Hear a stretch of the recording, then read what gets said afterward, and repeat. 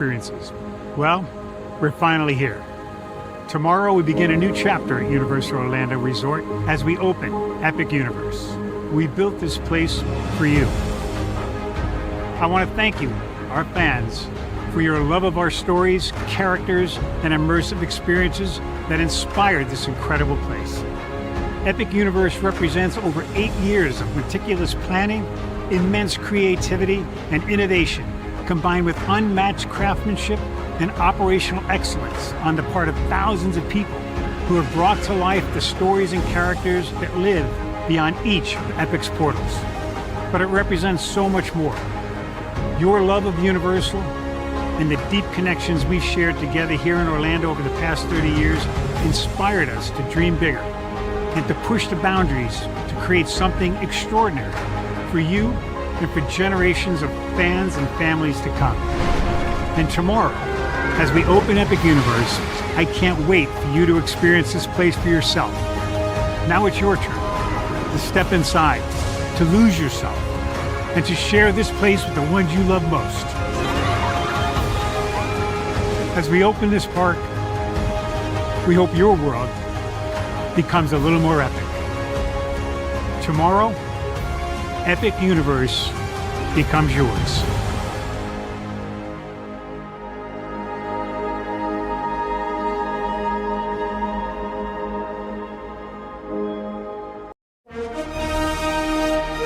Prepare for a journey beyond imagination, beyond belief, beyond anything you've experienced before. Universal Epic Universe, a new theme park where you'll step through extraordinary portals to 5 immersive worlds. Prepare for a cosmic voyage of discovery, an isle of fire-breathing excitement, a shadowy world of monsters and mystery, new wonders in the wizarding world, and a new way to play. Plus the splendor of a magnificent resort hotel overlooking the park.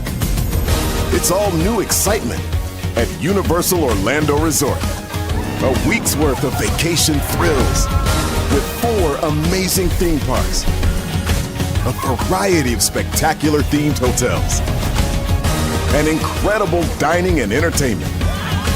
It's all at Universal Orlando Resort, where you'll find new adventures every day. Explore the astonishing worlds of Universal Epic Universe at Universal Orlando Resort.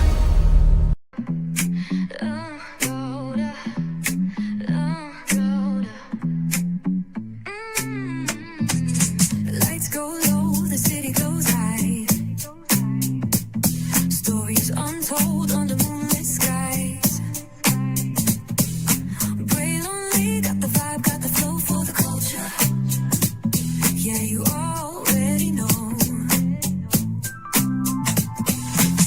Turn it up, lean back, feel the breeze. Late night truths drifting through the trees. It's for the culture, by the culture. Braylon's got the soul to show you.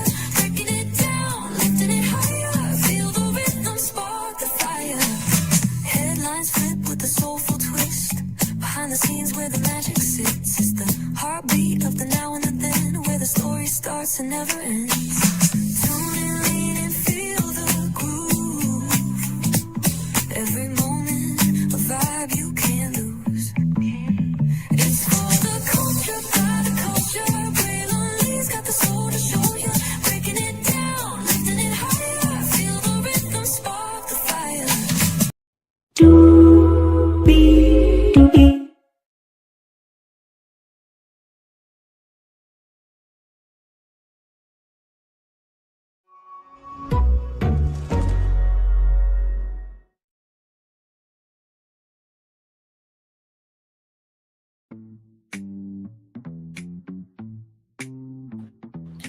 Well, hello, hello, hello, hello, hello, hello, hello, hello, hello, hello, hello, hello. to you, and you. By the way, shout out to the 21 people that were here. I saw y'all. Love you, value, appreciate each and every single one of you for being here. Glad to have all of you here. Y'all, let's talk. A lot is going on. As you guys know, the last time we talked about NBC Peacock, we talked about them, I believe, this past week, and the fact that they have lost $432 million in 3 months.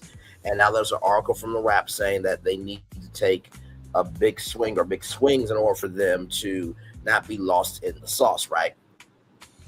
And so I was saying to myself, this is a content partnership issue. But then I saw another article. I'm like, 1 + 1 = 2. Yes, indeed. Oh my God, 41 people. All right, let's get to it, y'all, because higher is waiting, lower is available. But either way, we gotta go on tour. Yes, indeed, we do. Let me take that iconic intro there. You see that virtual tour background? Yes, you do. You hear that virtual tour music? Yes, you do. And then there is me. Hey, everybody, welcome in. Glad to have all of you here in the building. Javier Rodriguez, welcome in. Glad to have you here. 16 people. Thank you so much. So we're going to get to it here. I'll get that a little bit later. We're going to get to it here with our live here. Okay, here we go. So I want to start off with this article. Oh, thank you, Audrey, so much for that. Shout out to you. Yes, in vertical form, you can sing gifts. So thank you so much for sending that gift, Audrey. One love, much love, all love to you. Yes, indeed. Yes, indeed. No, it doesn't hurt to recognize good people being good to you. Amen, somebody. Amen. All right. So here we go, everybody, from Yahoo Finance, courtesy of the Wrap. Peacock in a pickle. As the streamer lags behind, what happens next analysis. Experts tell the Wrap the NBC Universal owned streamer needs to take bigger swings to differentiate itself. So here we go. So you see Peacock, Netflix, and Paramount all in the ring trying to fight out. Of course, you don't see HBO Max. You don't see Discovery Plus. You don't see Hulu. No, you don't. You just don't. You don't see Disney Plus in there either. Let's continue. As industry consolidation, mergers, and acquisitions reshape the streaming landscape, Peacock finds itself in an awkward position. Since launching in 2020, give me a moment.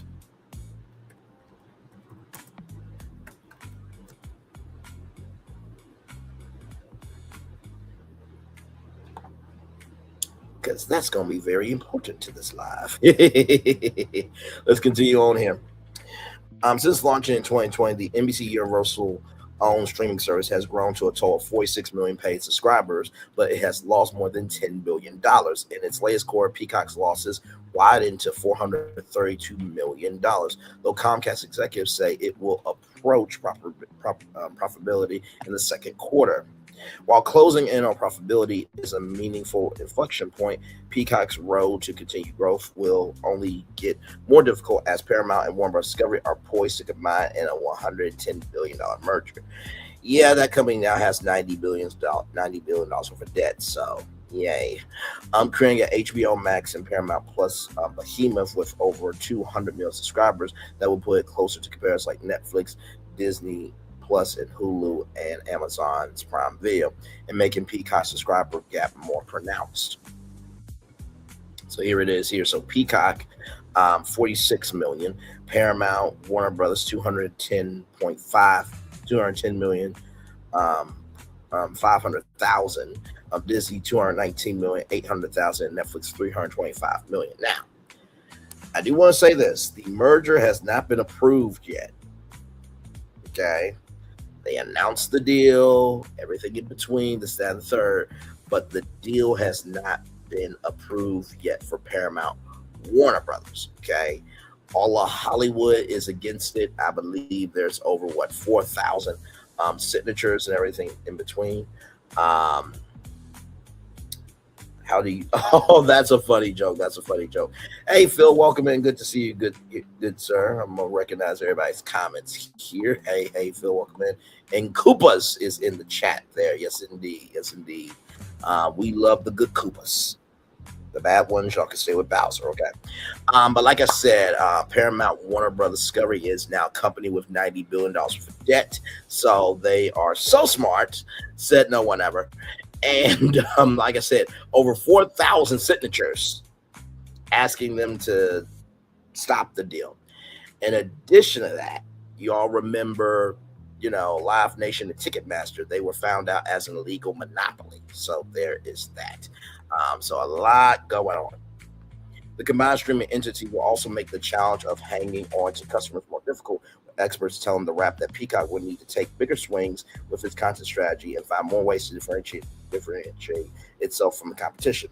In the first 3 months of 2026, Peacock's turnover rate remained at 9%, according to Antenna, the highest of any of the major streamers, tracked by the research firm. An individual familiar with the matter, however, told the Wrap that Peacock's low churn is lower than Antenna's figure and more in line with the industry average. Meanwhile, a Hub Entertainment research survey of 1,600 consumers found that 98% of respondents were aware of Peacock. That's good. That's basically everybody. But only 64% felt confident that they could explain its offering and how it differentiates itself to other platforms to someone else, underscoring the challenges it faces in forging a base of loyal subscribers.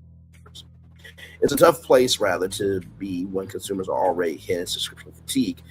Quala Legacy Advisors Managing Director Aaron Meyerson told the Wrap the merger won't kill Peacock, but probably caps it.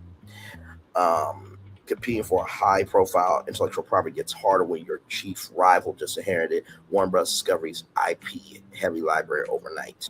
And that stands for Intellectual Property Heavy Library Overnight. So here's the streaming service by churn rate. So Netflix 2% churn, Disney Plus 3% churn, Hulu 4% churn, Apple TV 5% churn, Discovery Plus 5% churn, HBO Max 5% churn, Paramount Plus 6% churn, and then Peacock 9% churn. So you also did not see in the ring Apple TV.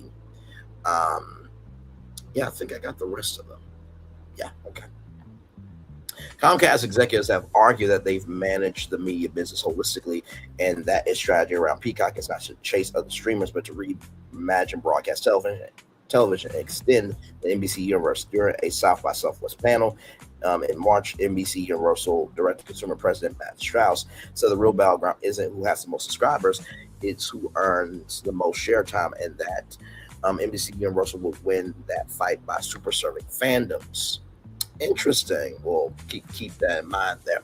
That strategy notched a notable victory in the Nielsen Media Distributor Gauge in February, with NBC Universal's total share of TV viewership in 13%, driven by the Milan, darling Milan. Shout to Etna Mode and Guest, Corinthians Olympics, and the Super Bowl. Peacock hit a new platform best of 3% for the month, which was also driven in part by the original series The Burbs, while another 3% of the company's total was attributable to its cable networks that were spun off into Versant in January. I told y'all about that. That the cable networks spun off into Versant. Bravo stayed with NBC. I was ahead of NBC News and the Today Show with that. So, as you can see here, 0.6%. AMC Networks, Hallmark 0.8%, A&E Media 0.9%, Weagle Broadcasting 1.3%, Scripps 1.8%, the Roku Channel 2.9%. By the way, I did pitch Disco if Disney bought Roku, so you can go back and watch Disco. The laugh about this after this live though. Amazon 3.9%, Warner Bros. Discovery 5.2%, Fox 6.6%, Paramount 7%, Netflix 8.4%, 9.9% for Disney, YouTube 12.7%, and 13.1%. So this is total TV usage. So the most usage it looks like is Universal and Versant, 10% NBCU, 3.1% Versant. Versant still a new media coming. But look right there, YouTube. I wonder. Nah, that can't happen, right? Nah. Let's continue. While Meyerson said that reframing is more defensible, he knows it's an implicit acknowledgement of Peacock's ceiling. And the fact remains that despite successes like The Burbs and The Office spin off the paper, streamer has thus far failed to produce a big scripted smash hit like its rivals. and its biggest IP to date is comedy series Ted, which just wrapped its second likely final season. Now, wait a minute. The Best Man, the final chapters was a hit for Peacock. And also a lot of people got Peacock because of Bel Air. So let's not forget those. Peacock doesn't need to win the streaming wars. It needs to be sustainably profitable within a bundled system. He added next quarter profitability is believable, but sustaining that profitability, keeping subs engaged while accelerating content spend will be challenging. Evan Shapiro, a TV veteran producer and former head of NBC News, CISO streaming service, was less forgiving, arguing that Peacock breaking even or generating small profit 6 years after launch is not meaningful enough to help offset the declines in Comcast broadband and pay TV businesses. He added that the service would need to be in a stronger competitive position, and it had its leadership taken bolder swings years ago when the streaming wars were just starting to heat up. To me, the entire Peacock strategy right now seems to be Bravo, Sports, and Love Island. Shapiro told The Wrap, the biggest problem with Peacock as the platform is an utter lack of vision. Could Braylon Lee give Peacock some vision? I mean, I've done over 1,000 tours. I pitched a lot of concepts. I said a lot. I have said a lot of things out of my mouth. I thought a lot of different perspectives. Now I got a plan for Peacock now. I think Peacock is done. But let's keep going, because I mean the live is young. Peacock's path forward. Peacock's key point differentiation among consumer survey by Hub was its sports offering, which the firm's senior consultant Mark Loring told The Wrap it's a tough thing to be known for when you're not profitable yet, especially as rights costs are expected to increase in the years ahead. Comcast Chief Financial Officer Jason Armstrong assured Wall Street that the biggest cost from its $2.45 billion, you heard me, $2.045 billion per year NBA contract has already hit its books this year, and that executives feel good about the direction from here. But also has another expensive package of sports rights coming up for the renewal. The NFL, Tom Rogers, a senior advisor at Versa and founder of CNBC, warned that the league's renegotiations will push the majority companies to allocate an enormous amount of budget towards sports. I wouldn't be surprised if that limits and constrains entertainment expense to some extent. Rogers told The Wrap that's going to implicate Disney, that's going to implicate Paramount, it's going to implicate podcasts, and they're all going to be dealing with that issue. So as you can see, total revenue and total costs basically are right clashing with each other, and total losses right down here. So yeah, despite sports programming.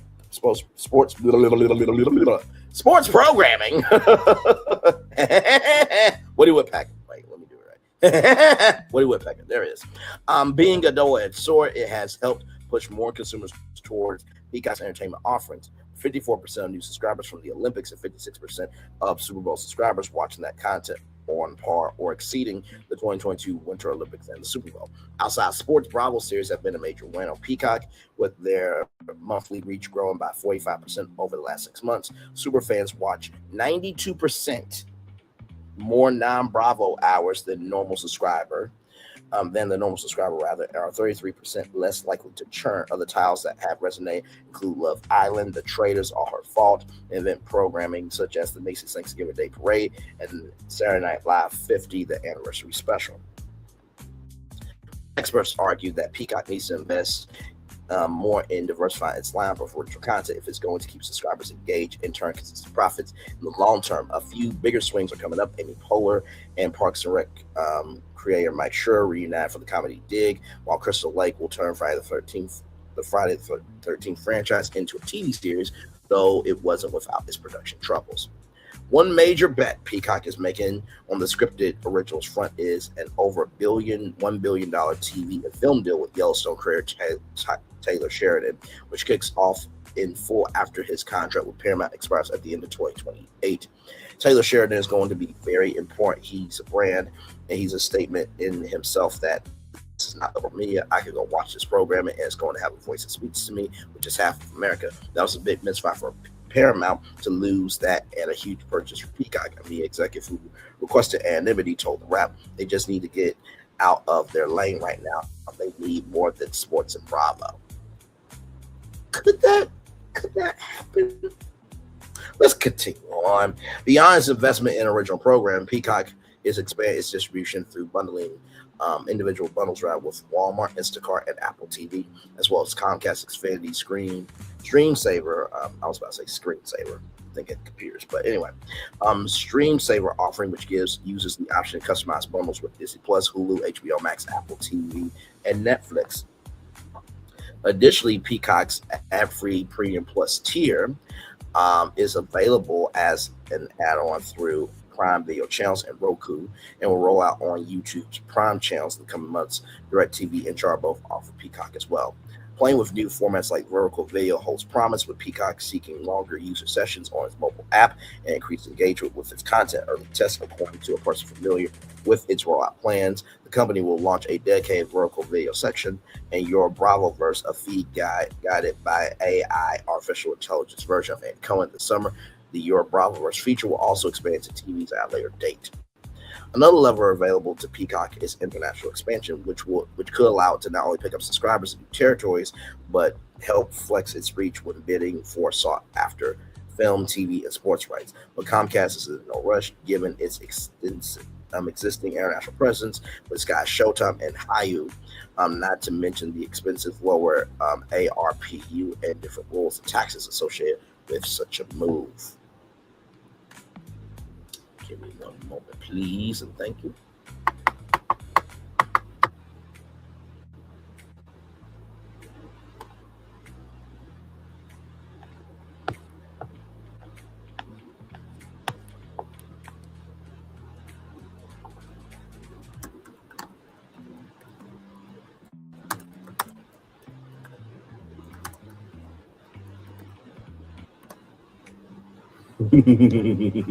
I love it when a plan comes together.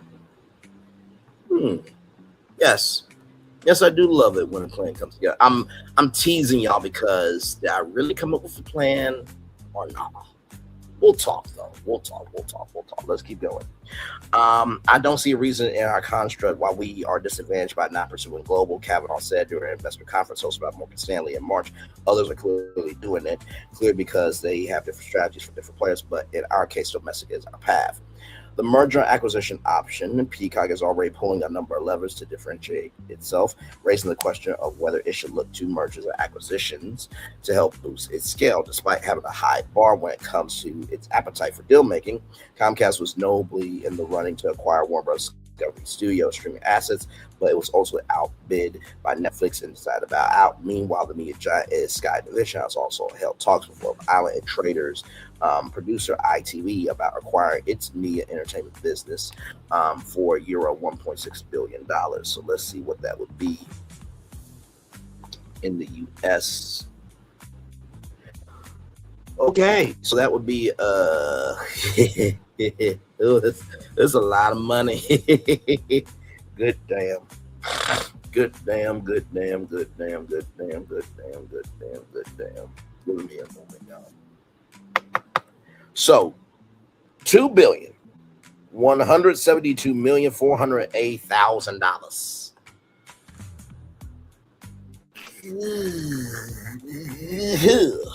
Let's continue on. Shapiro said NBC Universal and Peacock could potentially look to roll up a bunch of new streamers or acquire AMC Global or Star subscribers to bulk up their own customer base, but argue they'll still be at distant 5th or 6th place after that. Others have floated the possibility of Comcast parting with NBC Universal. So would that mean it would join Versant? Oh, interesting. In January, Bank of America analyst Jessica Rich said a spinoff of NBCU would give Comcast a strategic and regulatory rationale to pursue a merger with its broadband pay TV rival Charter Communications to command a higher multiple as a pure play connectivity company, which, by the way, NBC Universal Charter Communications has Xumo, which is a free advertising streaming television platform like Pluto TV, like the Roku channel. We were supposed to get Warner Brothers TV, but to no avail. ABC stupidly got rid of the ABC app, which had free TV channels inside it. So I think those are all the channels, if I'm not mistaken. for free streaming television with ads. And of course Tubi. How can I forget Tubi with 100 million monthly active users, by the way. Meanwhile, the media executive said that Netflix could be a potential acquirer of NBC Universal if it was put up for sale. If Netflix was serious about Warner Bros., it'll get a pretty similar asset, frankly, at much price with NBC Universal and Peacock, the executive said. But I don't know if Netflix is going to have a bad taste in their mouth after what happened to their stock when they were pursuing Warner. Kavanaugh has maintained that NBC Universal and Peacock are stronger, staying within Comcast, but has said the company is open to exploring opportunities that create value. We always have the options to consider other things, and if and when we conclude that there is a need to consider other paths, but driving results in the business rather is our priority for the near term, he said during the Morgan Stanley conference. If we conclude differently, hopefully people take the evidence of the Versant spin and our consideration of a thoughtful approach to the Warren situation that made sense for us as evidence that we're open for business when it comes to other broader possibilities, but we like what we're doing. So this first appeared on the Wrap. Now, what do I think about this? I think when it comes to, Peacock, I think that they are a streamer that could be a lame duck, or they could be flying high like a bald eagle. The ball is in their court. Peacock is known, but it's not. But everybody is not tuned in, right? Peacock is known, but everybody's not tuned in. Peacock is known, but not everybody's tuned in. So that's what the challenge is. How do you get everybody to tune in to Peacock? Let's continue on. So right here, courtesy of Yahoo Finance, once again, courtesy of Awful Announcing, Peacock churn rate raises question about sports-focused strategy. Peacock has gone all in on live sports to float its business, and so far the returns are not promising. Just as the NBC-owned streamer posted losses of $432 million during the first quarter 2026 in last week's earnings filing, despite hosting marquee sport events including Super Bowl 59, the Olympics, and the NBA All-Star Game, new churn rate data from media analytics firm Antenna is painting a concerning picture for Peacock. Per Antenna, Peacock's churn rate industry parlance for what percentage of subscribers cancel their subscription in a given month has hovered around 9% through the first quarter of 2026. Comparatively, every other major streaming service, including Netflix, Hulu, Disney Plus, Paramount Plus, and HBO Max, posted churn rates of 6% or less by March of 2026. So there is Lucas Shaw saying that their Peacock has started to draw lots of viewers of live sports, football, basketball, Olympics, but it struggles to keep them. Peacock suffers the worst churn of any service. So you see Hulu at 4%, Disney at 3% there, Paramount at 6%, HBO Max at 5%, Peacock at 9%, and Netflix at 2%. Is a discouraging sign for the streamer, which has recently entered numerous pricey media rights deals with the hopes of attracting and maintaining sports fans throughout the calendar year. Within the last 6 months, NBC and Peacock have begun new broadcast deals with both the NBA and MLB, with a large portion of those games being designated exclusively for Peacock and now its sister cable channel, NBC Sports Network.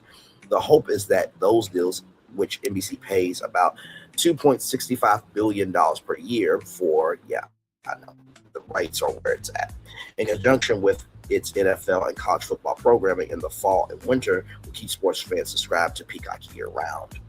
So far, that hasn't been the case. One could reasonably point to the quality of Peacock sports inventory as being one problem contributing towards its high churn rate. Regular season NBA and MLB games are nice for consumers to have, but not necessarily the type of programming that will necessarily keep them subscribed in between tentpole events like, say, the Oscars and the Oscars coming to YouTube in 2029. The last Oscars will be in 2028 on ABC. I meant to say the Olympics and NBA playoffs. Streaming consumers are thrifty, picking and choosing precisely when to turn subscriptions on and off to ensure they get the content they want without paying for the content they don't need. Someone who subscribed to Peacock in February for the Olympics could have easily unsubscribed after a month before returning in late April for the NBA playoffs. Then again, after early round NBA games are done, Peacock is no longer needed. That subscriber could cancel once more, waiting until football season to return. Realistically, a sports fan could be subscribed to Peacock for just 2 months between February and September and catch the vast majority of its important exclusive programming, so long as that fan is okay missing out on some regular season basketball and baseball. Can also access NBC without a Peacock subscription. This is precisely the problem with the sports-focused strategy Peacock has taken. On paper, the streamer has a calendar chock full of events that will entice any sports fan. In reality, most sports fans watch some events, but not others, and can choose to sacrifice low-watch regular season games, especially when there are many other places to catch regular season action that don't require an additional subscription. Combine this with an entertainment portfolio that doesn't live up to what other streamers are offering, and Peacock is fighting an uphill battle for subscriber retention. To be sure, the streamer is still in the early days of its sports-focused strategy, and company executives are still optimistic that a turnaround is coming. But programming for live sports are very high, and Peacock still doesn't own enough need-to-have games on an exclusive basis to compel year-round loyalty from subscribers. It is the ultimate light switch platform for savvy consumers. We're happy to flip on for a month or two here and there, but flip right back when the time comes. The post Peacock churn rate raises questions about sports-focused strategy. Appear first on awful announcing. So the rap is saying that Peacock needs to take bigger swings in order to have relevance, and their sports strategy is not really where it's at. And this show is provided by Buffalo Wild Wings, where Buffaloes get its wings. I see what you did there. I feel that Wingstop would like to have a few good words with you, sir. So I'm going to be watching and listening while supporting your friend's team at Buffalo Wild Wings. Understood. Now, I don't know if y'all knew about this. Check this out. Peacock launched nationally with free and premium tiers. So key takeaways. Free tier will feature more than 13,000 hours of premium programming. Premium tier will feature more than 20,000 hours. Number 2, new live sports to stream on Peacock include the USGA Open Championships, Tour de France, 175 exclusive Premier League matches for the 2020-2021 season, NFL wildcard game, Ryder Cup, and the Tokyo and Beijing Olympics. Number 3, premiere dates announced for new Peacock originals, including AP Bio, Departure, 5 Bedrooms, and Hitman. So here we go.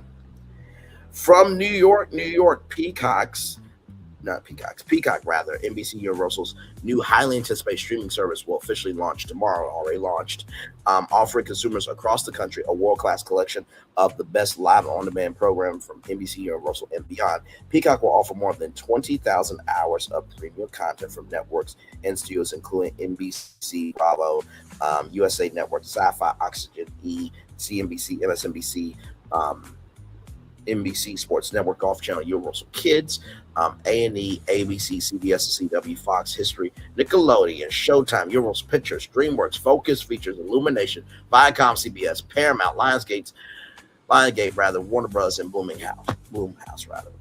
Jesus.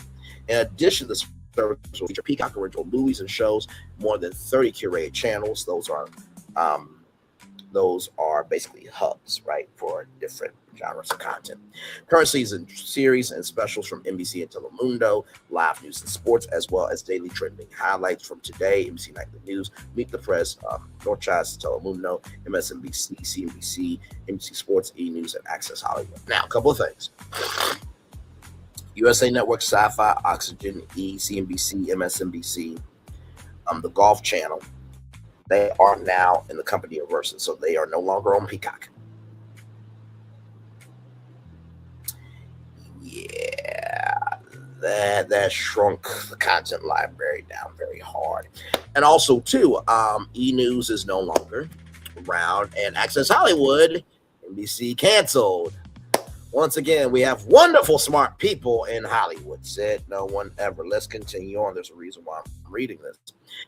This is a historic moment for our company as we proudly introduce Peacock to consumers nationwide. Groundbreaking vision that was brought to life by an incredible team across Comcast, NBC Universal, and Sky, said Matt Strauss, chairman of Peacock. From current classic original movies and TV shows to live news, sports, and curated channels and trending content from around the world, Peacock is the only free and premium ad support streaming service that brings together everything consumers love about television and streaming all in one place. Now, how to watch, okay? Peacock offers an ad support free tier. Let me read that two more times. Peacock offers an ad support free tier. Peacock offers an ad support free tier. I know Pluto TV, Xumo TV, Roku channel, Tubi. Can't really say Disney because they were the dumbasses that got rid of the ABC app, which would have been a great platform for free content and also could have helped regulate, Disney Plus, Hulu, which they folding Hulu into Disney Plus because Disney wants to be Netflix, but they can't. They want it. Never will be Netflix because the Disney bundle is supposed to have Disney Plus for kids and family content. Hulu is their adult platform, and then ESPN is sports. But hey, I'm just a black man talking on YouTube. Let's continue on. And an ad support premium tier for $4.99 a month. So $5 a month. Serving no more than 5 minutes of advertising per hour, and an ad-free version of the premium tier is also available for $9.99 a month. So this is what your screen would look like there. Peacock is currently available on Apple devices, including iPhone, iPad, iPod Touch, Apple TV 4K, and Apple TV HD. Google platforms and devices, including Android TV devices, Chromecast, and Chromecast built-in devices. Microsoft's Xbox One family of devices, including Xbox One S and Xbox One X, and Vizio SmartCast TVs, and LG Smart TVs. Comcast eligible Xfinity X1 and Flex customers, as well as eligible Cox Contour customers, which, by the way, Cox got bought by Chart Communications. In case you didn't know, we covered that here on Braylon's Virtual Live. Enjoy Peacock Premium included with their service at no additional cost. Starting the week of July 20th, Peacock will be available on Sony, PlayStation 4, and PlayStation Pro. Let's continue. What to watch? Here we go. So this is what it will, once again, this is what it looks like when you go to channels, right? So right here, trending channels right here, what to watch. Both free and premium tiers will feature current season hits from NBC, timely news, sports, pop culture highlights, and dozens of genre channels, including live news from NBC News Now and Sky News, exclusive curated channels featuring the best moments from your favorite shows like The Office, Office Shorts, Saturday Night Live, SNL Vault, The Tonight Show starring Jimmy Fallon, Fallon Tonight, Late Night with Seth Meyers Now, and exclusive genre channels like CNBC, making it Today, All Day, CNBC, Ka-Ching, American Greed, 80s Mixtape, True Crime, Kiss Me Deadly, Peacock Reality, Out of This World, Caso Sarando, I Love Jenny, among others. Oh, let's get to the free tier highlights, everybody. The only new streamer to offer a free premium tier of the service, Peacock will deliver more than 13,000 hours of content completely free, including a vast library of popular movies like The Bourne Identity, The Bourne Supremacy, The Bourne Ultimatum, Jurassic Park 3, Tully, Phantom Thread, The Interpreter, American Psycho, The Matrix Reloaded, Matrix Revolutions, The Blair Witch Project, The Mummy, Joe, Fletch Lives, The Chronicles of Riddick, Dark Fury. That is but a taste of our fury. Do you yield? I do not. Shout out to the Super Mario Brothers movie. Fear, Psycho, Do the Right Thing, which is pictured right here. Do the Right Thing, Spike Lee's movie. Howard the Duck, Billy Elliot, The Birds, Willie, Fear and Loathing in Vegas, Last on the Left, I Am Ali, In the Name of the Father, Lone Ranger, The Hitcher, Law Abiding Citizen, The Sting, What Dreams May Come, Fried, One True Thing, Gotham Park, Dracula, and Dragnet. So here is this. The free tier will offer new episodes of NBC current season series 1 week after they air, including hits This Is Us and Blacklist, sample episodes of Peacock Originals, and hundreds of iconic shows, including comedies like 30 Rock, Parks and Recreation, Saturday Night Live, Saved by the Bell, Punky Brewster, The Giant Carson Show, Carol Burnett Show, Real House Husbands of Hollywood, and Everybody Hates Chris. Dramas like Friday Night Lights, Downton Abbey, Parenthood, Monk, Hero, Psych, The Game, Suits, Sacred Lives, Royal Pains, Battlestar Galactica, Columbo, Hunter, The Rockford Files, Dateline, 21 Jump Street, Highlander, Leave It to Beaver, Munsters, and The Murder She Wrote. Reality series like Below Deck, Southern Charm, Kristen Knows Best, Botch, Flipping Out, $1 Million Listing, New York, Pawn Stars, Storage Wars, Real Housewives of Dallas, J. Little's Garage Shots, Sunset, Undercover Boss, competition series like Top Chef Masters, Hell's Kitchen, Hollywood Game Night, American Ninja Warrior Kids series, including Kong, the animated series, Pac-Man, The Ghostly Adventures, Feeble, American Tales, and Woody Woodpecker. Woody Woodpecker. In Spanish language styles like Betty, N-N-Y, I Love Jenny, Reina de Casinos, the Rivieras, Preso, Number 1, Caso Casera, El Barra, El Chema, La Mania, Pero Amor, Mi Familia Perfecta, Queen es Queen, Victoria, and Donde Está Elsa. Live sports of the free tier include 4 Premier League matches on July 15th, coverage of the U.S. Open Championship and Women's Open Championships, an NFL wildcard playoff game, and select events from the upcoming Tokyo and Beijing Olympics. In addition, sports fans will enjoy on-demand replays of events like the Triple Crown horse races, daily highlights from sports, and hundreds of hours of sports series, documentaries, and films such as Tiger Woods Chasing History, 1968, I Am Ali, Dream Team, Being Evil, Verdi, Willie, and Peacock Original Series, Lost Speedways, and In Deep with Ryan Lochte. So I know what you're thinking, right? Why did you read that? If I'm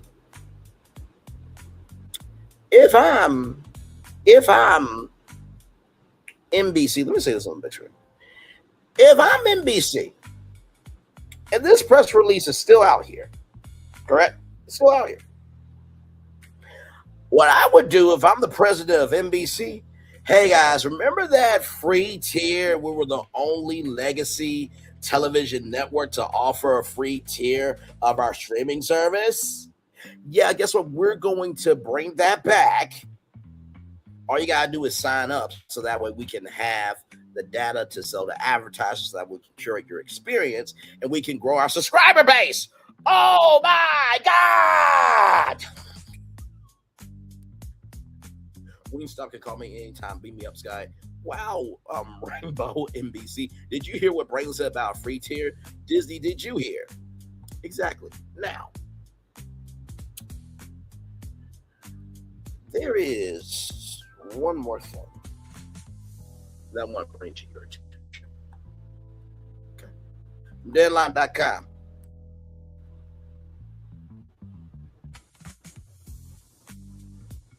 And know where we're going to look at this as well. Right here. From Deadline.com, New York's historic Kaufman Astoria Studios faces foreclosure and ongoing reset of U.S. production. Now, Kaufman Astoria Studios is also the home of Sesame Street. You did not know that. Lender Deutsche Bank, has filed a foreclosure complaint against Kaufman Astoria Studios, and its owner Hackman Capital Partners, alleging the historic soundstage default on a loan that was due to be paid in full last fall. The loan from 2021 was for $340 million. Deutsche Bank's complaint filed in New York State Supreme Court for Queens County puts the outstanding balance at $359 million as of March 26th, including principal, accrued interest, late payment charges, and exit fees. The maturity date was November 9th, 2025, but no payment was made, it said. In the light of maturity default, agent seeks to enforce the terms of the loan documents and to force upon the mortgage, the filing says. It also asked for a deficiency judgment related relief against borrower and the guarantors of the loans to the extent rather the proceeds of the sale of the mortgage property are insufficient to satisfy the full amount and owing to the lender. Hackman Capital declines to comment. The firm's founder CEO Michael Hackerman, also named the defendant. By the way, Hackerman Capital also owns other studios. Hackerman Capital with Square Mile Capital Management acquired Kaufman Astoria in 2022 amid a soundstage buying spree that included the purchase of New York City's Silver Cup Studios in 2020 and the Radford Studio Center in LA in 2021. Hackerman defaulted on the Radford campus earlier this year. Goldman Sachs took it over, and Netflix is in talks to buy it. By the way, if you missed out on that live, go after this one. Go to that live about Netflix is not a streaming company, it's an entertainment company, and you'll find out how Warner Bros. Discovery screwed themselves out of a legacy beyond comprehension. And also give them that game plan that they should take to Netflix and then call me for me to be the chief creative officer of Netflix and Warner Bros. Discovery. Go watch that live. It'll explain it all. Let's continue. Kaufman Astoria and Radford are both historic properties. Kaufman, which opened in 1920, was the original home of Paramount Pictures. Sesame Street started filming there in 1992. Productions on 11 of the sound stages have included Netflix's Orange is the New Black, Showtime's Jackie, and The Affair, HBO's The Underdoing, Apple TV's Dickerson. Feature film productions include Deliver Us from Evil, The Secret Life of Walter May, Men in Black 3, Born Legacy, and The Irishman. The foreclosure complaint comes at a challenging moment for the business, with production well off its peak and many projects continue to film overseas where costs are lower, incentives are higher. Those are the tax credits, everybody. Hackerman portfolio includes, among other sites, Eastbrook Studios in London, England, Carterton Film Studios in Bedford, United Kingdom, and Ardmore Studios in Greystone Media Campus in Ireland. Stateside, there seems to be a growing divide among studio complexes. Earlier this week, Hudson Pacific Properties, Cornet Studios, said it's exiting all of its leased soundstage facilities in Los Angeles except for Griffith Park. Hudson Pacific called it separately on Sunset Studios more resilient, rather.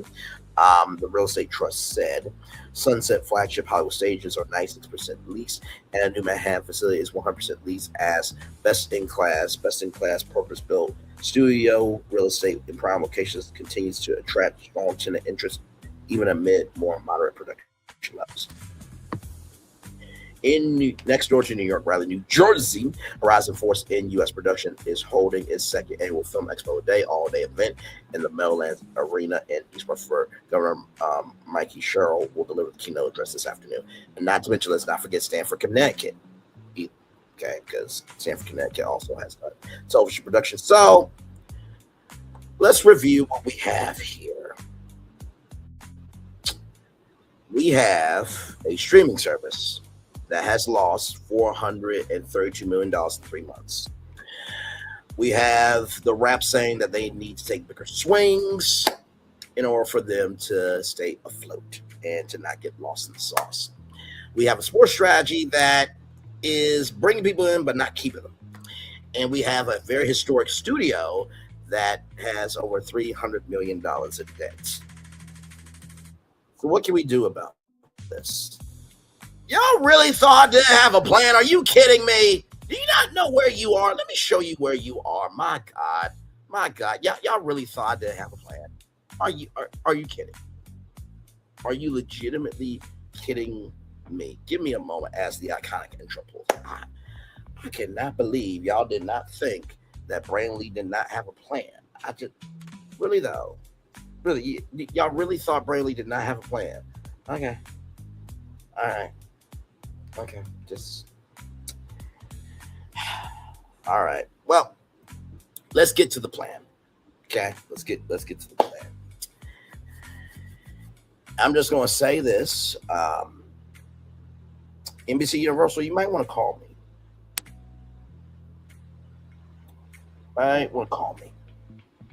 You might want to call me, and other people involved in this, you might want to call me as well. Okay. Let's get to it. Create a brand plan, game plan, marketing plan, concept plan, logistics plan for a content partnership between YouTube and NBC's Peacock streaming service. What could this look like? What should this look like? And how should this look like? Here we go. A content partnership, ladies and gentlemen. Yes, indeed. Yes, indeed. Yes, indeed. Let's get to the business at hand. A YouTube and Peacock partnership is one of those inevitable collision ideas in my media because it's not really two compares anymore. It's two different layers of the same entertainment ecosystem. YouTube, open, creator-led, algorithm-driven culture engine. Peacock, curated, intellectual property-driven streaming, live sports, premium distribution. So the real opportunity isn't merger thinking, it's bridge building. Below is what it could look like, what it should look like, and what it has to look like to actually work. Number one, the concept plan, the open and the own. Core idea, a unified content ecosystem where YouTube is the discovery plus creator incubation layer. Peacock is the premium distribution and monetization layer. Working title, YouTube Peacock, the bridge network, or more brand for watch it grow, watch it go to premium, from upload to prime time. I like that, from upload to prime time. That's pretty cool. The big concept shift. Instead of competing for attention, YouTube becomes the testing ground. Peacock becomes the elevated stage. Yes, indeed. Content architecture. YouTube first originals free. Creator-led shows, pilots and formats. Short form, episodic experimentation, fan building, algorithm testing. You know what's really funny? I think Neil Mahone said, we don't know how to pick originals, and Pedro Pena, the vice president of YouTube Europe from Europe, Middle East, and Africa, said there's not appetite for originals. But it used to be a thing called YouTube Red before it became YouTube Premium, where they did YouTube originals. And most YouTube content creators are going to those big companies anyway. Yeah, you really don't want to play with a media nerd. You just don't want to do that. But have no fear, because I am forgiving. But up to a certain point. Let's continue on.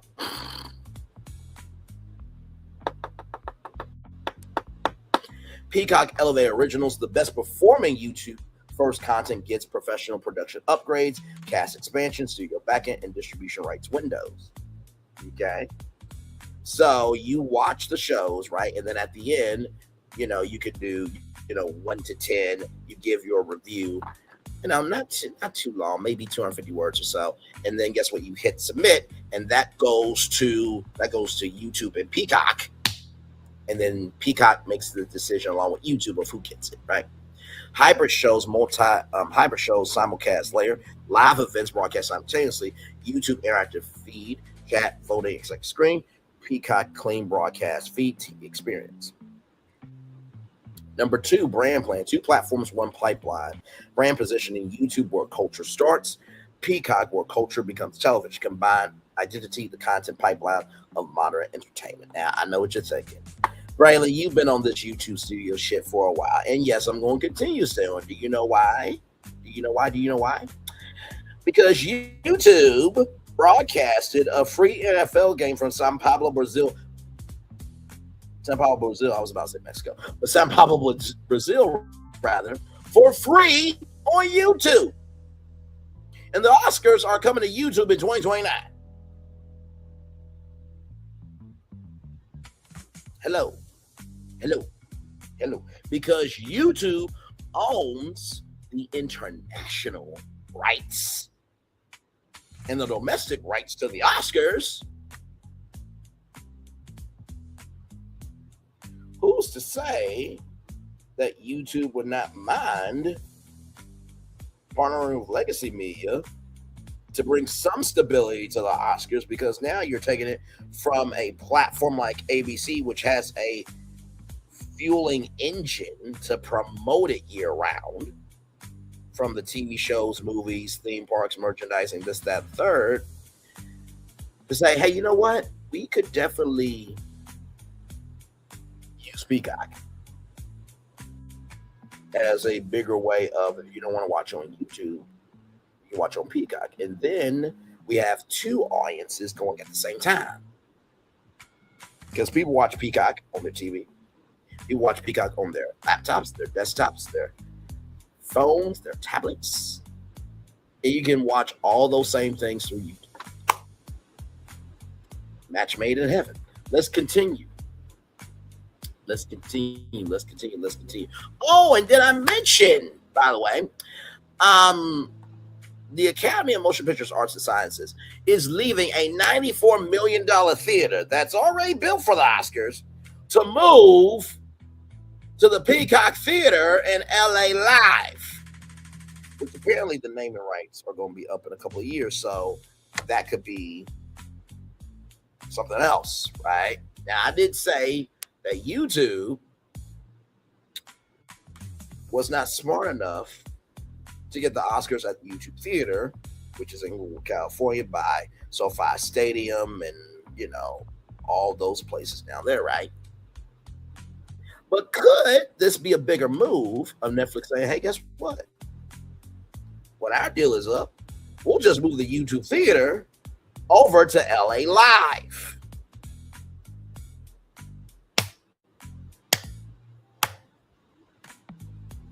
And then future events are broadcasted live on YouTube.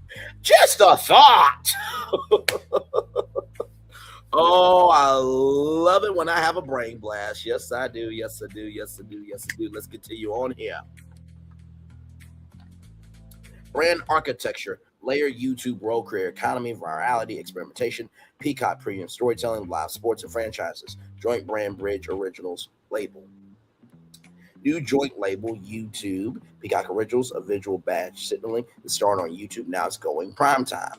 And do y'all remember the NBC Universal launch of Script Accelerator that I told you about where 5 content creators got the chance to win a $20,000 development deal? Those content creators did win a development deal, but it was for NBC, Peacock, Bravo, and Universal Pictures, right? So if this partnership were to happen and they did that launch program again with probably 10 to 20 content creators, this will also include YouTube. Let's continue on. Number 3, game plan, how it actually works. Phase 1 pilot programs, 0 to 12 months. The breakout pipeline, 10 to 20 YouTube shows selected quarterly. Performance tracked via retention, social velocity, fandom engagement, green light criteria, cultural traction, production polish, audience loyalty, subscriber count. Phase 2 Peacock expansion, 12 to 24 months. Winning shows will get studio production upgrades, celebrity co-signs, longer seasons, international rollout. Phase 3 live ecosystem integration, live events streamed on both platforms, award shows, career battles, fandom competition, music, and esports hybrids. Phase 4 franchise development, top shows become spin-offs, movies, podcasts, merch systems, and a lot more. Marketing plan, number 4, cultural amplification engine, core market strategy, don't market shows, market movements. Number 1, from YouTube to Peacock campaign. A recurring narrative campaign is started in a bedroom studio. Now it's on Peacock Sundays. Number 2, creator-led marketing.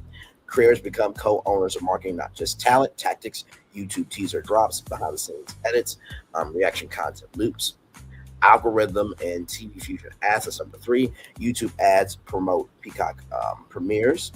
Peacock promos feature watch full episodes on YouTube first. Number 4, social currency strategy. Every show designed to produce memes, reaction clip, debate moments, and short form highlights, and more. Number 5, live drop strategy, surprise episodes, live premiere, only on YouTube first, Peacock layer windows, and much more. Number 5, logistics plan, the pipeline engine. Content workflow system. Step 1, YouTube sandbox. Creators upload pilots. Audience tests content organically. Step 2, data layer, metrics track, watch time velocity, comment sentiment, share rate, remixability. Step 3, Peacock selection board, joint editorial team, YouTube creator executives, Peacock program executives. Step 4, production upgrade path, budget scaling tiers, tier 1 digital native, tier 2 semi-studio, tier 3 full broadcast production. Number 2, license rights and licensing model. YouTube retains global digital rights for discovery. Peacock gets exclusive premium episodes, instant cuts, and live broadcasts. Tech integration. share analytics dashboard, cross-platform identity tracking, unified recommendation schedules, opt-in. Number 4, creator economy integration, revenue split between ads, YouTube, subscriptions, Peacock, sponsorships, joint deals, and merchandise and licensing. And of course, you guys know you guys will actually get a paycheck for your show, right? What it could, should, and how it should look. What it could look like: a messy but powerful hybrid, viral YouTube shows randomly become Peacock hits, uneven quality jumps, strong career success stories, risk fragmentation, and confusion. What it should look like: a structured pipeline, clear YouTube Peacock progression, consistent branding labels, predictable monetization ladder, benefit, trust, plus career adoption. How it should look in practice: best version, a single ecosystem experience, YouTube browse, discover, test, Peacock watch, commit, expand, and visually every breakout YouTube show has a now streaming on Peacock arc. Every Peacock show has an originate on YouTube badge. The big idea in one line: this partnership works if it stops acting like two platforms and start acting like a talent pipeline that turns internet culture into television franchises in real time. You know what's crazy about all this? NBC, Universal, and YouTube could do this shit right now. That's what's crazy about it. Now, if you need an example on how this could actually happen, let me play you a video real quick. And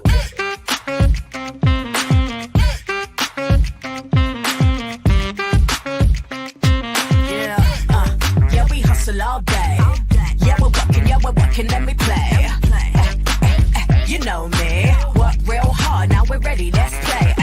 Ay, hustle up, yeah. Ready, set, let's go, yeah. Hustle up, yeah. Ready, set, let's go. Turn it up, turn it up, turn it up, turn it up a little louder. Now get low, come on, drop it to the floor, yeah, drop it to the floor. Turn it up, turn it up, turn it up, turn it up a little louder. Now get low, come on, drop it to the floor, yeah, drop it to the floor. Turn it up, turn it up, turn it up, turn it up a little louder. Now get low, come on, drop it to the floor, yeah, drop it to the floor. Turn it up, turn it up, turn it up, turn it up a little louder. Now get low, come on, drop it to the floor, yeah, drop it to the floor. Turn it up, turn it up, turn it up, turn it up a little louder. so you saw that, right? Bring your project, build your hype team. If the first one's a hit, we'll greenlight the next one, no bullshit. Now, like I say, NBC Universal did the launch on Scripted Accelerators program. Tubi did Studios. So Studios was first. Then NBC Universal launched on Scripted Accelerator. Then the Blavity Creator Collective. Then Fox decided to do Fox Creator Studios.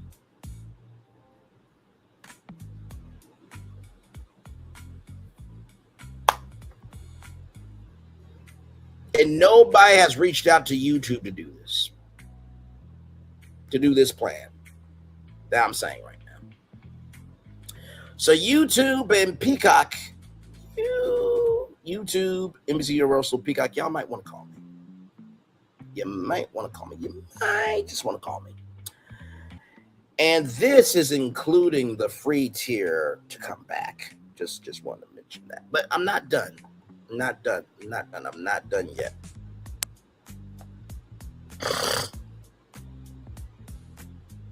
Give me a moment, y'all. Sorry about that. Give me one moment, please.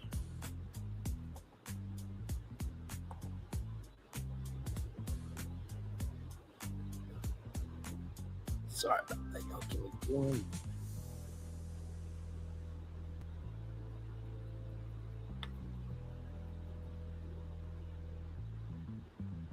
Come on, we're live here. We are live. Thank you so much. Okay. Give me one moment, y'all.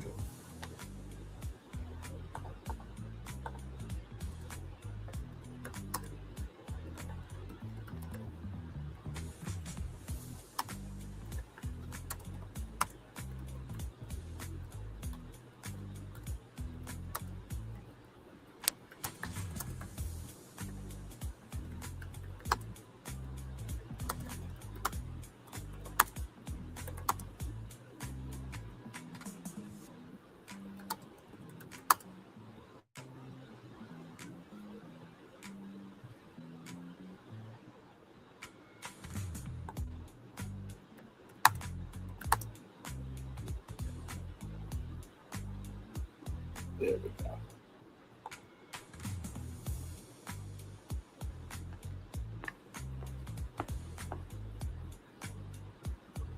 Okay.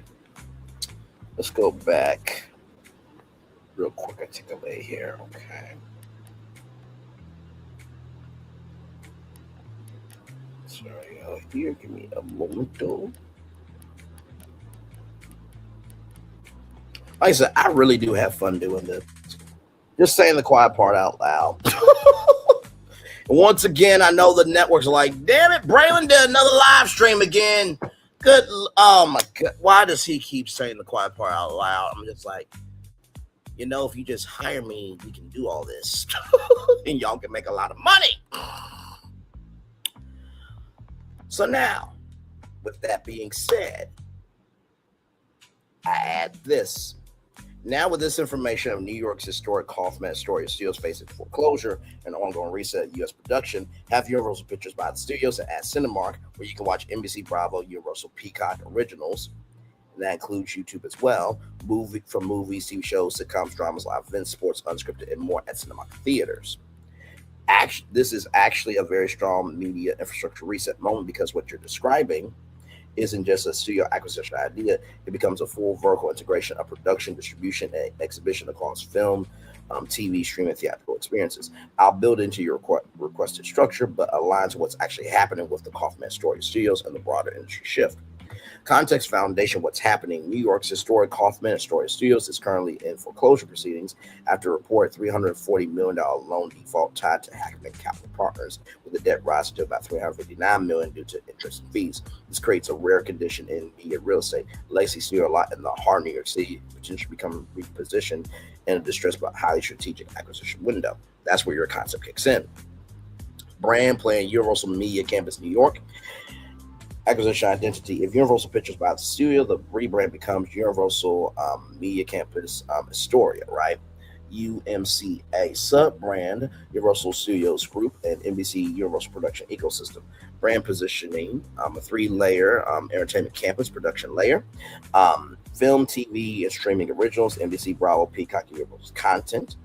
This also includes YouTube as well, distribution layer, streaming via Peacock, broadcast via NBC, and cable via the Bravo ecosystem.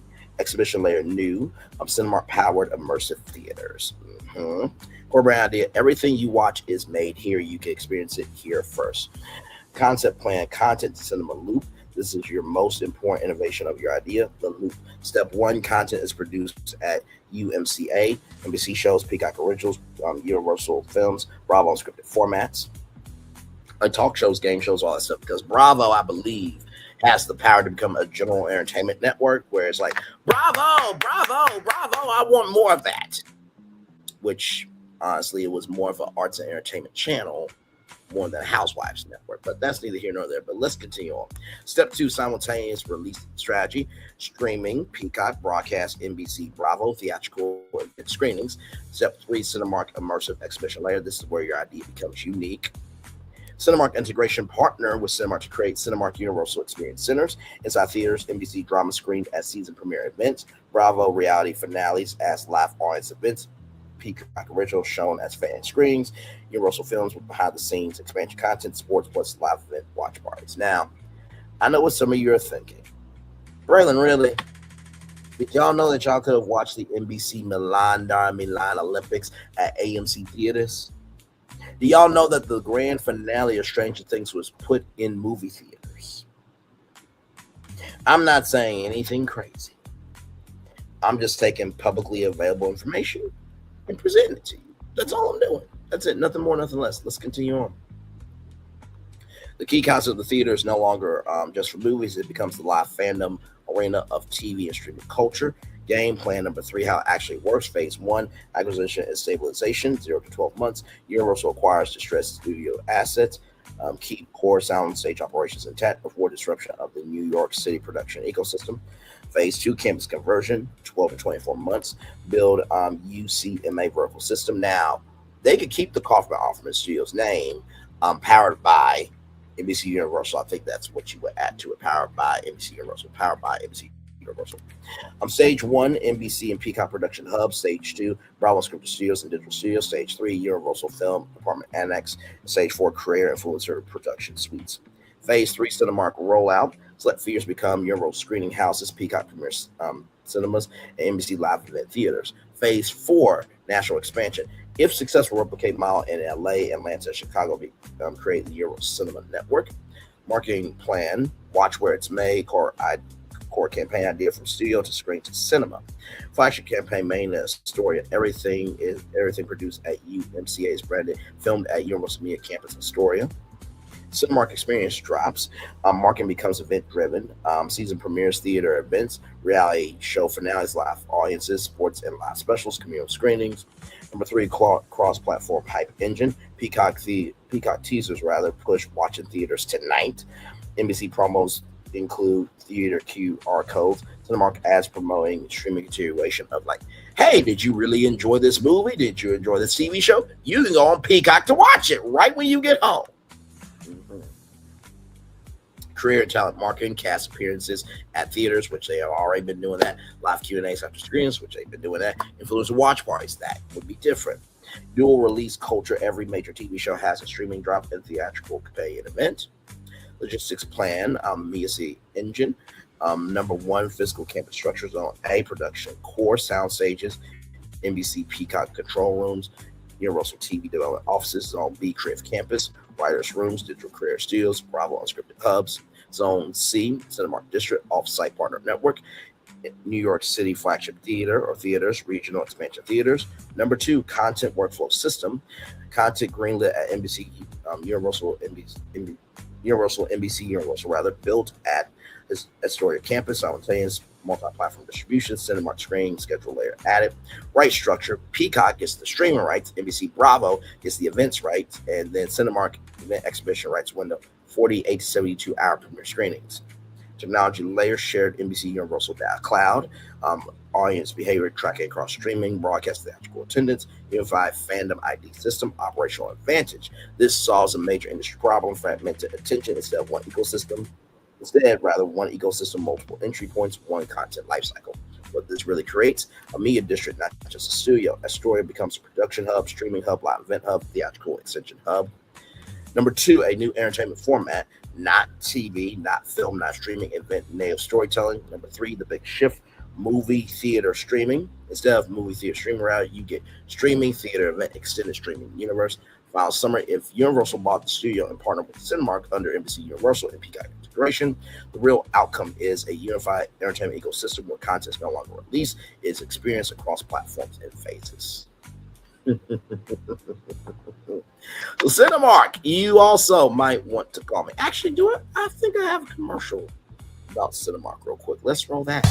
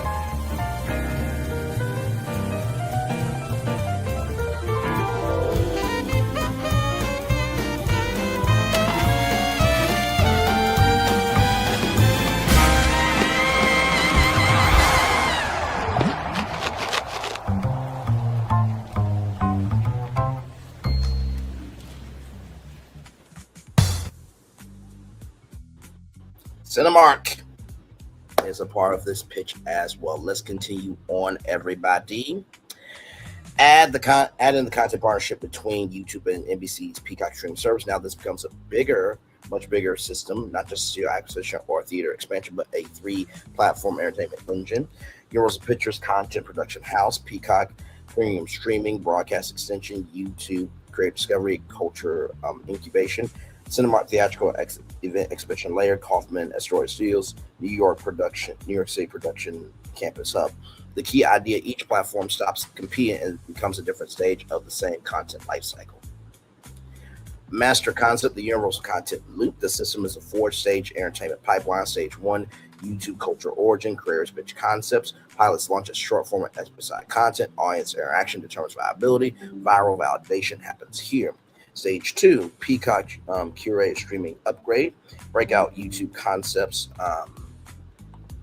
Let's see here. Breakout YouTube concepts are optioned. Expand into serialized TV, docuseries, reality format, scripted dramas. Talk shows, game shows, things of that energy. Higher production value and studio backing. Stage 3, Universal NBC Bravo production system, full-scale studio development at Astoria campus.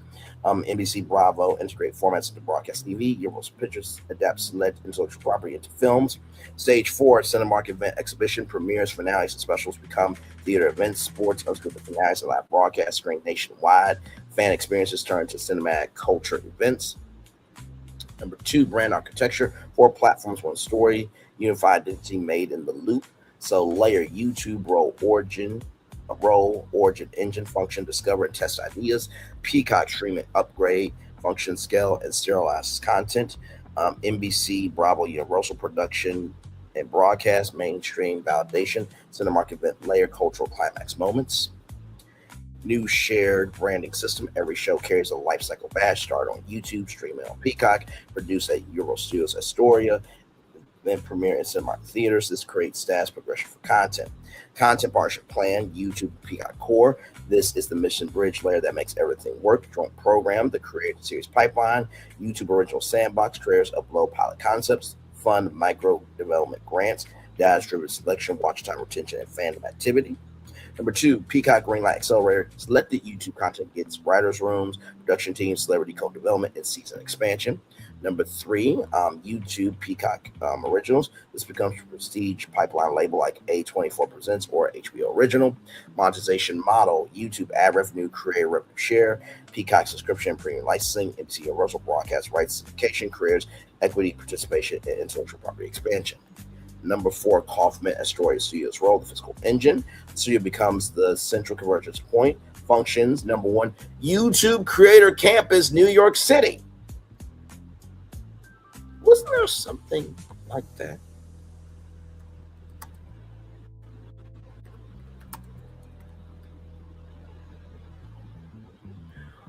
Oh, you know what, Brian? You are absolutely right. Braylon, you once again, absolute genius. You just keep doing it again and again and again and again and again and again. This was YouTube Studios in the Chelsea market.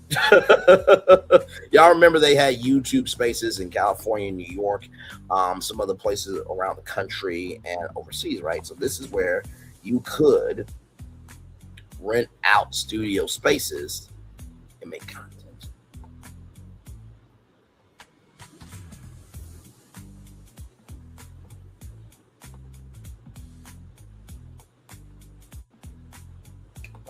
There we go. So you see right there. Yeah, you could rent out that space. It's one of the chill zones there. Right there. So, once again, all I do is just take publicly available information and present it to you. That's all I do. That's all I do. That's all I do. That is all that I do. Let's continue on. But yes, YouTube Career Campus NYC short form production stages, live incubator stages, spaces, live audience testing studios. Number 2, Peacock Production Hub, scripted, unscripted development, Bravo Reality Production Expansion, NBC Newsroom, live event control rooms. Number 3, Universal Film and TV, Amex, Cinematic Intellectual Property Development, Franchises Pipeline, Cinemark Experience Integration Studio, preview screens, audience testing labs, live tapings for theatrical events, Cinemark Expansion Theater as a live network. Cinemark is no longer just exhibition. It becomes the live extension of streaming culture. New programming types, Peacock premiere nights, first episodes are screened in theaters. NBC live event screenings, election coverage, sports award shows. Bravo reality finales, live audience reactions in theaters. YouTube creator events, top creators host theatrical fan screenings. Universal Film expansion screenings, extended cuts behind the scenes episodes. Number 6, marketing plan from feed to theater. Core narrative, you didn't just watch it, you grew it. Campaign layers started on YouTube, discovery first. Marketing, creator-driven virality campaigns. Number 2, see it on Peacock, upgraded storytelling ads, binge campaigns, franchise positioning. Number 3, experience it in Cinemark, theatrical, premiere events, fan culture activations. Number 4, made in Astoria, prestige, branding across all content. Number 7, logistics plan, the content supply chain, unified data system, share analytics across YouTube engagement metrics, Peacock viewing behavior, NBC ratings data, Cinemark attendance, and reactions. Content decision engine, AI executive board. There we go. Evaluates virality, retention, fandom intensity, cross-platform performance. I want it to be known that within this idea, AI is a resource, not the source. AI is a resource, not the source. AI is a resource, not the source. So the executive board will make the final decision. They can utilize AI as a resource to help them figure out what's going on, but they will make the final decision. Okay, so just wanted that to be clear. Rights flow system, content moves like this: YouTube, Peacock, NBC Bravo, Universal, Cinemark. Not linear ownership, layer rights expansion. Production schedule model, YouTube continuous upload cycle, Peacock seasonal release cycles, NBC broadcast calendar alignment, Cinemark event-based release calendar. Final vision, what this really is, this is no longer a studio deal, a streaming partnership, or a theater expansion. It becomes the first full-stack entertainment ecosystem where content is discovered, upgraded broadcast experience in physical space. Simple way to say it: YouTube finds it, Peacock scales it, Universal produces it, and Cinemark stages it, and Kaufman Astoria Studios becomes the central nervous system of modern entertainment in New York City. Let's continue on. The official joint press announcement and press release: YouTube, NBC Universal, Cinemark edition, make Peacock Studios and Cinemark Studios production companies. Here we go. For immediate release, YouTube, NBC Universal, and Cinemark announced landmark partnership to launch the first full-stack entertainment ecosystem. YouTube, NBC Universal, by the way, this is not a real release, everybody, okay? Just want that to be known. YouTube, NBC Universal, and Cinemark Holdings Incorporated today announced the first of its kind strategic partnership that will redefine how entertainment is created, distributed, and experienced. The companies also unveiled the formation of 2 new production companies, Peacock Studios and Cinemark Studios, alongside transformative plan to establish a next-generation movie campus in New York. At the center of this initiative is the proposed acquisition and redevelopment of the historic Kaufman Astoria Studios into Universal Media Campus Astoria, which the name will probably be Kaufman Astoria Studios, powered by NBC Universal. That's probably what it's going to be. A fully integrated production, streaming, and exhibition hub. A new entertainment pipeline. The partnership introduces a unified content ecosystem designed to move seamlessly across platforms. YouTube as the global discovery and career incubation engine. Peacock as the premium streaming and franchise development platform. NBC Universal's broadcast studio network as the production scale engine. Cinemark Theaters as the live event and theatrical experience layer. Together, this model creates a continuous pipeline where content evolves and creator-driven ideas into global entertainment franchises.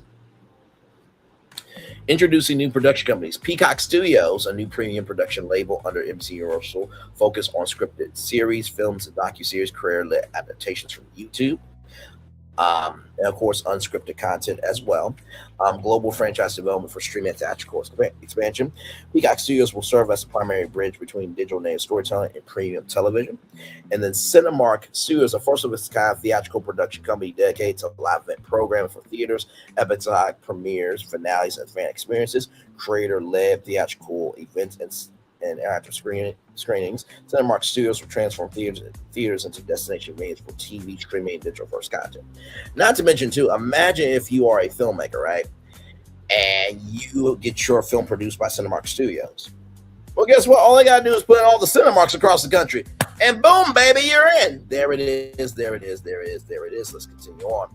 The Universal Media Campus Astoria, the redevelopment of Kaufman Astoria Studios, which will be Kaufman Astoria Studios powered by NBC Universal, will create a 3-layer campus production hub for NBC, Peacock, Bravo, and Universal content, along with YouTube and Cinemark. Create a campus for YouTube talent and digital first programming, event integration center, connect productions directly to theatrical releases.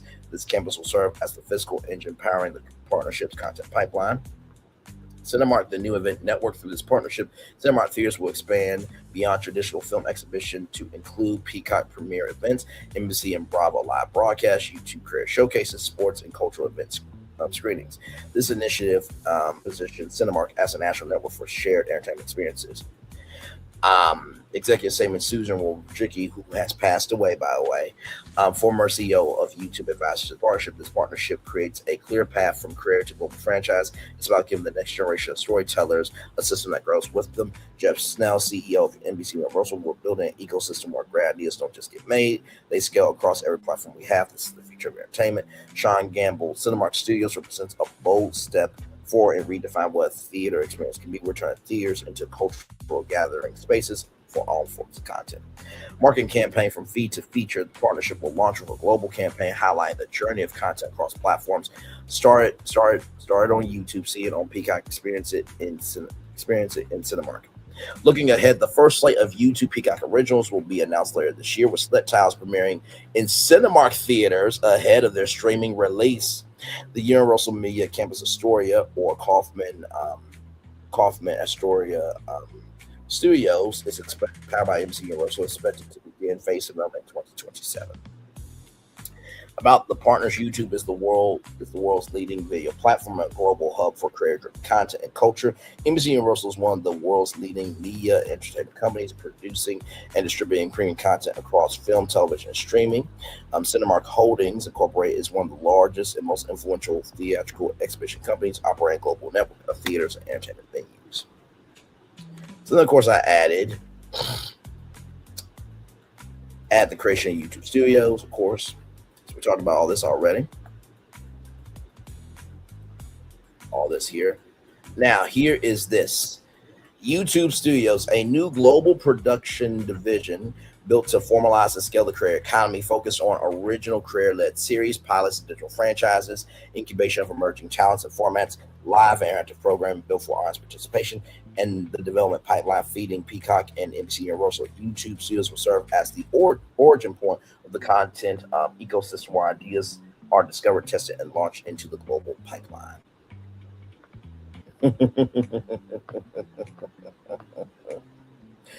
Oh my God, I know. Now, of course, we gotta have a career accelerator program, but you see here, different tiers based on subscriber counts and total views, and one does not outweigh the other, right?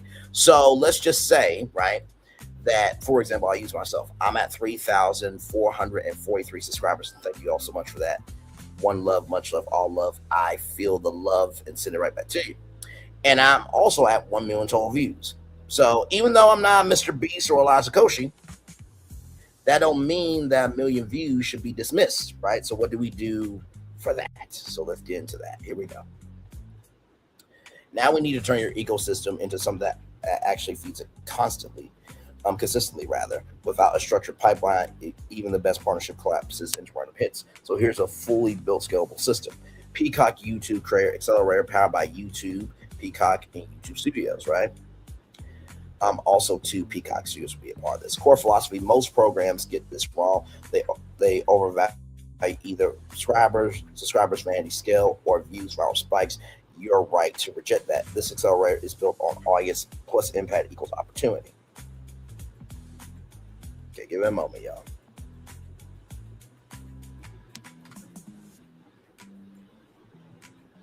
There we go. Okay. Meaning, small creators with strong engagement can compete. Large creators must prove depth, not just reach. Let me say that 2 more times. Meaning, small creators with strong engagement can compete. Large creators must prove depth, not just reach. Meaning, small creators with strong engagement can compete. Large creators must prove depth, not just reach. Let's continue on here. Number 1, the 2-axis system foundation. Instead of tiers based on one metric, creators are evaluated on axis 1, audience-based subscribers and followers, returning viewers. Axis 2, content performance, total views, lifetime, plus recent watch time, engagement rates, comments, shares, and saves. Now, I've showed y'all my YouTube Media Kit before.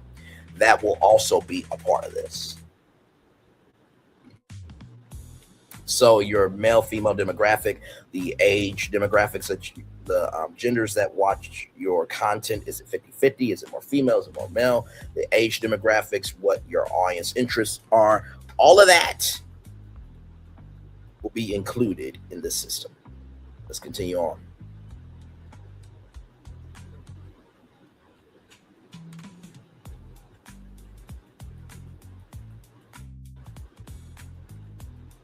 Result careers enter tiers based on balanced scoring, not dominance in one area. So accelerator tiers. Number one, discovery careers. Who are they? Emerging careers, strong engagement, but smaller scale. Typical range 1,000 to 100,000 subscribers, or 100,000 to 5 million total views.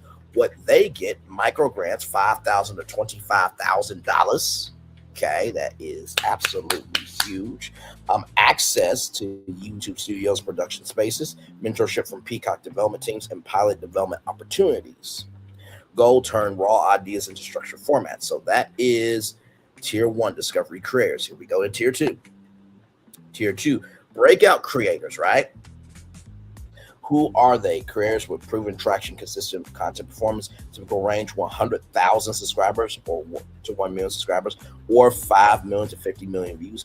What they get is mid-level funding, $50,000 to $250,000 per project. Oh, did we mention that? Per project. Writers room support, Peacock development deals, branded YouTube and Peacock pilot series. So that's what they get. Turn formats into repeatable series. So tier three, okay. Franchise careers. Who are they? High impact careers with loyal audiences, strong intellectual property potential. Typical range 1 million to 10 million subscribers, or 50 million to 500 million total views. What they'll get is full series screen like Acceleration, Peacock Originals Development, NBC Universal Production resources, and Cinemark event pilot screenings. Goal: turn series into franchises. Tier four, okay. Culture drivers. Who are they? Top tier careers shaping internet culture, massive reach or influence. Typical range 10 million subscribers or 500 million total views, but must still meet engagement thresholds. What they get is multi-project deals, first look agreements with Peacock Studios, theatrical event releases via Cinemark Studios, Universal Studios adaptation pipeline. Goal: turn influence into global intellectual property. Right? So you got tier four, culture drivers, tier three, franchise creators, tier two, breakout creators, and even tier one, discovery creators. So everybody gets a chance to be in this system. Oh, believe me, I don't play about creating solutions. Yes, indeed. Wildcard path, important because the numbers don't always tell the story. The Signal program, careers can bypass tiers if they show extreme audience loyalty, unique storytelling voice, strong community-driven content. This prevents algorithm bias from killing originality. So here is the program structure. Phase one, application and discovery. Open submissions via YouTube Studios, algorithm plus human review hybrid, quarterly selection cycles. Phase two, development sprint, 8 to 12 weeks. Creators receive production resources, format coaching, audience testing tools, deliverable of fully structured pilot or concept package. Phase three, platform testing. YouTube content launches on YouTube. Public testing, limited Peacock preview drops, metrics track, completion rate, audience retention, fandom growth. And of course, you will have the arsenal of NBC to promote your show. Yes. You will have the arsenal of Cinemark to promote your, show via the previews before the movies come on and everything else. And of course on Peacock itself, where you get clips about what your show is about, a trailer about all that stuff. So we're going to utilize the system to help you elevate. Phase four, green light path. Top performers move into Peacock Originals pipeline, NBC Bravo adaptation if applicable, the Cinemark event screenings. Number five, career economics model, revenue streams, YouTube ad revenue, career owned, Peacock license fees, back end participation, intellectual property ownership share, brand partnerships, live event revenue, Cinemark screenings. Key rule: careers are not just talent, they're intellectual property partners. Content categories, accelerator tracks, careers applying to tracks, scripted, comedy, drama, unscripted, reality competition, live events, live formats, events and shows, sports adjacent content, documentary storytelling, and creator-hosted talk shows like the one you're watching now, except it's not really a talk show like I have guests and stuff, but I am giving commentary, so commentary shows will be included in that as well. How this fits with your full ecosystem flow, career interest accelerator. Number 2, builds on YouTube, scales through Peacock, expands through NBC Universal, culminates in Cinemark. Found positioning, what this program becomes the farming system of the modern entertainment industry, not internships, not fellowships, a true pipeline where careers enter at any level, grow based on performance, and graduate into global franchises. One line identity from channel to franchise. So there it is there. Okay, so with that being said, I'm gonna turn on my camera now because we done the whole show for over an hour. Yes, we have. Woo-hoo. Gotta tell you, to pitch all that smoothly was not easy, but whenever I pitch a concept, it's never, it's never just a small thing, right? So, yes, indeed, there. So, what we're gonna do is we're gonna take a little bit of a commercial break, and then we'll be back with more Brains with Patrol Live right after this. Roll it.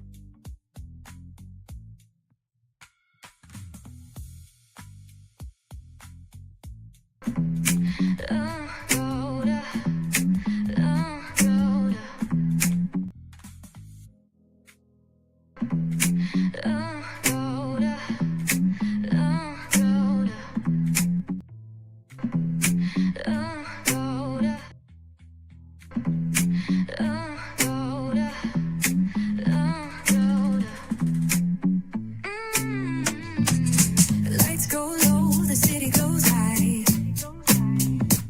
Stories untold under moonlit skies. Braylon got the vibe, got the flow for the culture. Yeah, you already know. Turn it up, lean back, feel the breeze. Late night truths drifting through the trees. It's for the culture, by the culture. Braylon Lee's got the soul to show ya. Breaking it down, lifting it higher. Feel the rhythm, spark the fire. Headlines flip with a soulful twist. Behind the scenes where the magic sits. It's the heartbeat of the now and the then, where the story starts and never ends. Tune in, lean in, feel the groove. Every moment, a vibe you can't lose. It's for the culture, by the culture. Braylon Lee's got the soul to show ya. Breaking it down, lifting it higher. Feel the rhythm, spark the fire.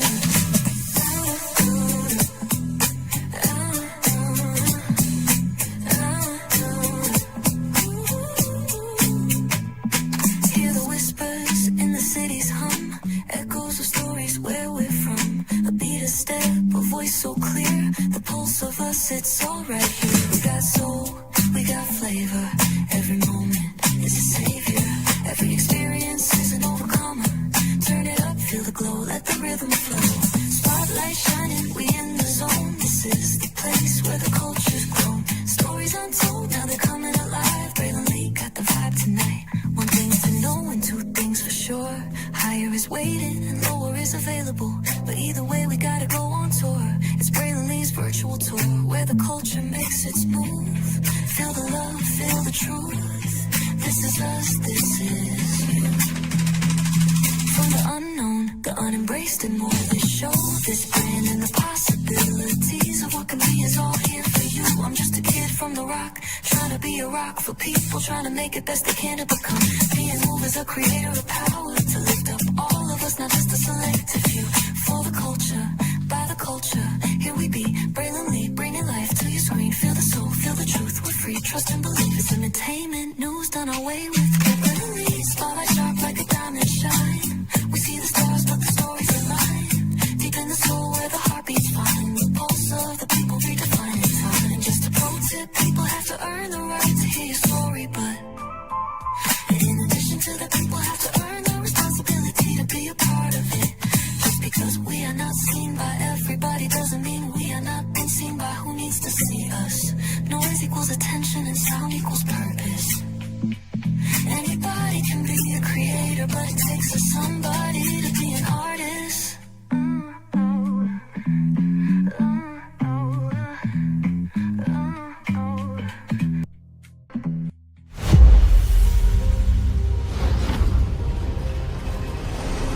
Beyond this gate, find gardens green and epic worlds to fill your dreams.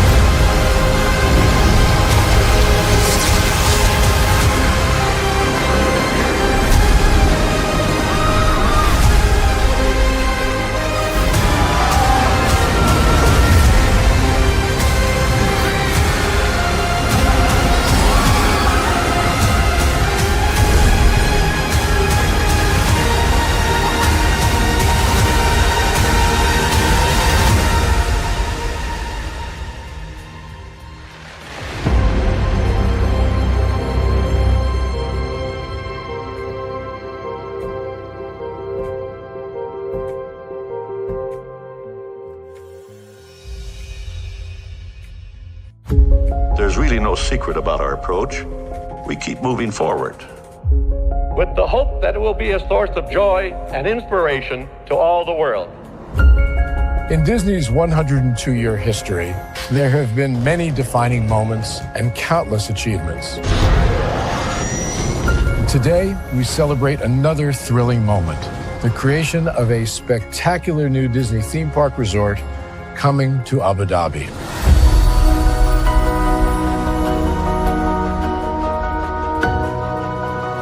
Abu Dhabi is a place where heritage meets innovation, a place where we preserve our past while designing the future. Bringing a Disney theme park resort to Yas Island, Abu Dhabi marks a historic milestone in our journey as a global family destination. The 7th Disney theme park resort destination represents a new frontier in theme park ambitions. Our resort in Abu Dhabi will be the most advanced and interactive destination in our entire portfolio. The location of our park is incredibly unique. It's anchored by a beautiful waterfront, which will allow us to tell our stories in completely new ways. Ultimately, this project will be a celebration of what's possible when creativity and progress come together. What we are creating with Disney in Abu Dhabi is a whole new world of imagination, an experience that will inspire generations across the region and the world. This collaboration represents a powerful fusion of Disney's unmatched legacy in storytelling and Mirar's commitment to bringing world-class entertainment to our guests. Abu Dhabi's vision for the future is to create a legacy for generations to come. Disneyland Abu Dhabi will be authentically Disney and distinctly Emirati. An oasis of extraordinary Disney entertainment at this crossroads of the world. It will bring to life our timeless characters and stories in many new ways, becoming a source of joy and inspiration for the people of this vast region to enjoy for generations to come.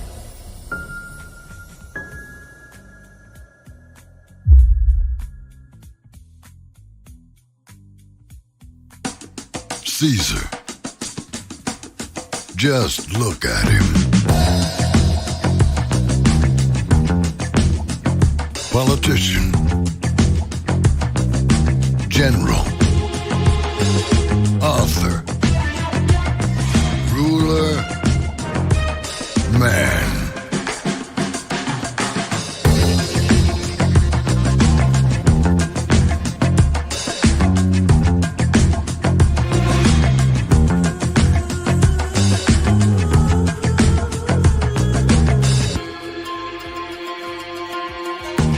Legend has it, he's not only stared into the belly of the beast, he's had it for dinner. Here he's free to relax, or party, or relax, or party, or relax, and party. His is a world of opulence, excess, and the occasional impulse buy. Not one to rest on his laurels, he's famous for ushering in a new age of entertainment. So, for anyone seeking a place where the sun never sets on a good time, all this awaits. I am Caesar, and I approve this palace.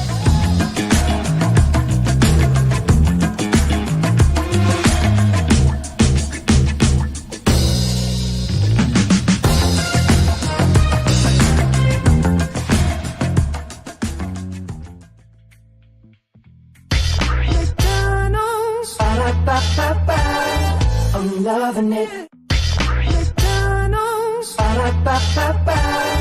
I'm loving it. McDonald's. I'm loving it. McDonald's. I'm loving it. And I'm loving you right back so much I had to tell you that many times, everybody. Welcome back into Braylon's Virtual Tour Live. Y'all, that's the show. I don't know what else to tell you. YouTube, NBC Universal, Peacock, Kaufman Astoria Studios, and Cinemark. You might want to call Braylon Lee. You might want to call Braylon Lee. You might want to call Braylon Lee. Because, yeah, this plan really could set up Peacock in a fashion that I don't think anybody sees coming. So now you have, and we're praying to God this happens, if the Paramount Warner Bros. Discovery deal falls through, which we're hoping, praying, and believing it will, then if Warner Bros. Discovery is smart enough to take my live stream and pitch it to Netflix, and that deal happens, Netflix and Warner Brothers, they will be that. NBC Universal will have a content library in partnership with YouTube.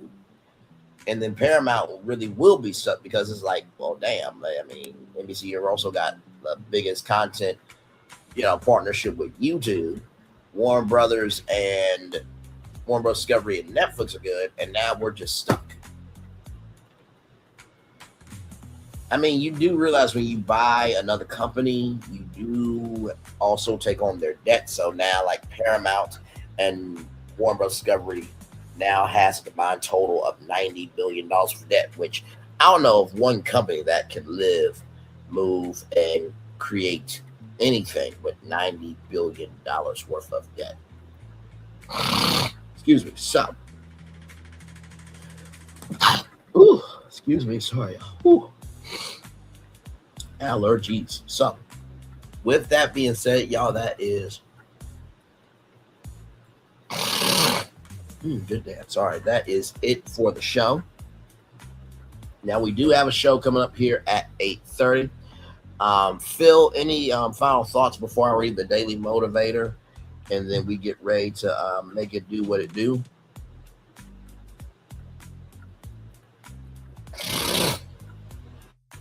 Oh my God. Damn allergies, y'all. I swear to God.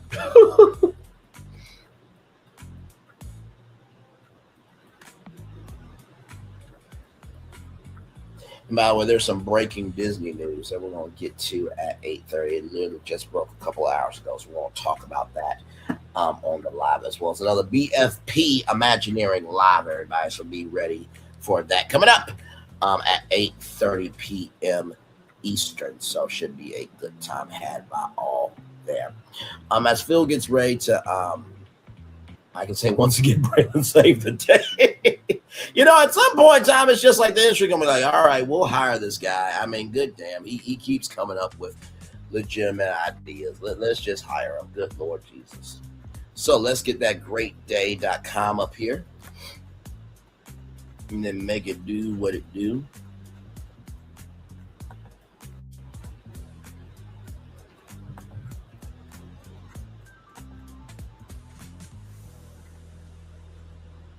All man's gains are fruit of venturing heritage. Very, very interesting words there. All right, y'all.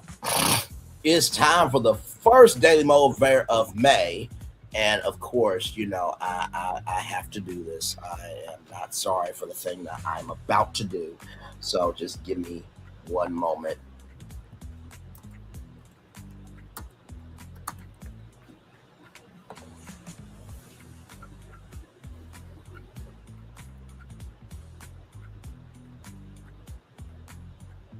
One moment, y'all. I have to do this. I'm not sorry for what I'm about to do to y'all.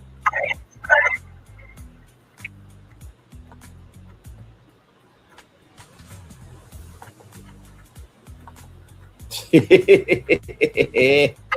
gonna be May. It's gonna be May. It's gonna be May. It's gonna be May. It's gonna be like May. numbers, understood. It's gonna be May. It's gonna be May. It's gonna be May. It's gonna be May. It's gonna be May. It's gonna be May. It's gonna be May. It's gonna be May. What's the seriousness of it? Like, look at this. It's gonna be May. It's gonna be May.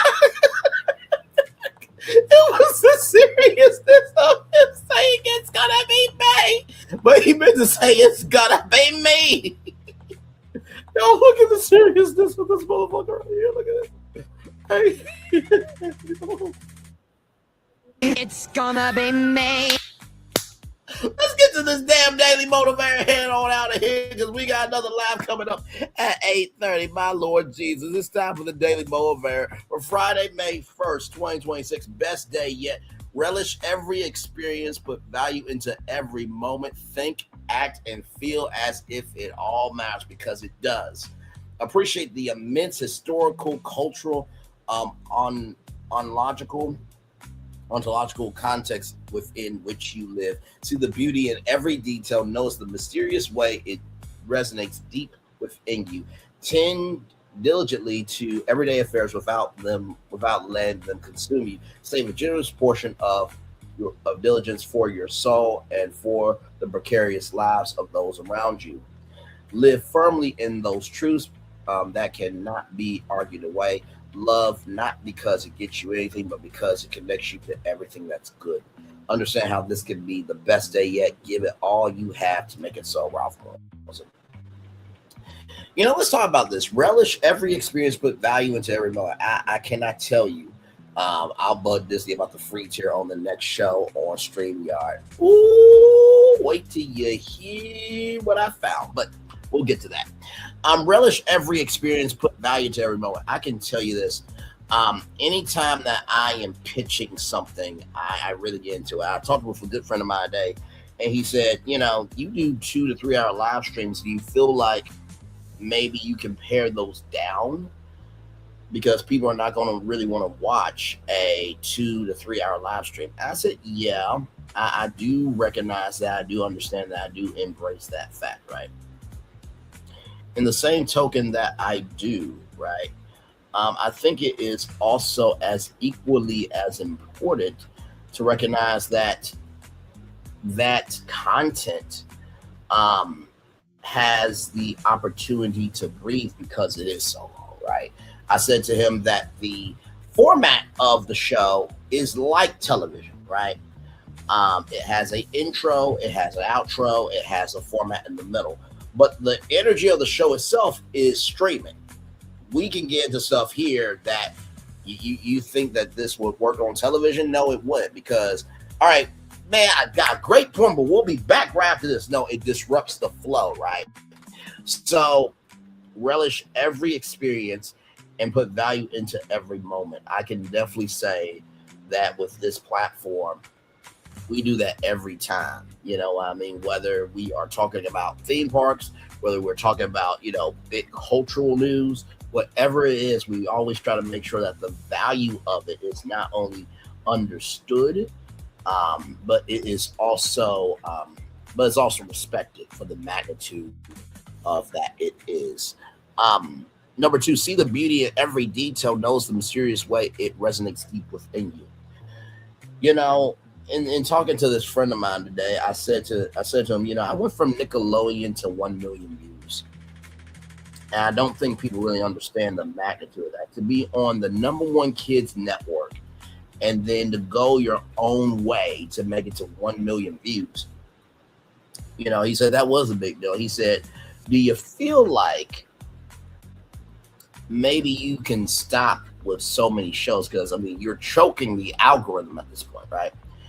And I said, I think the fact that we have so much variety, it fuels me to be creative, right? And not to mention, too, when you think about the sectors we're in, we cover theme parks, entertainment, media, culture, and commerce. Those 5 sectors are always going all the time, right?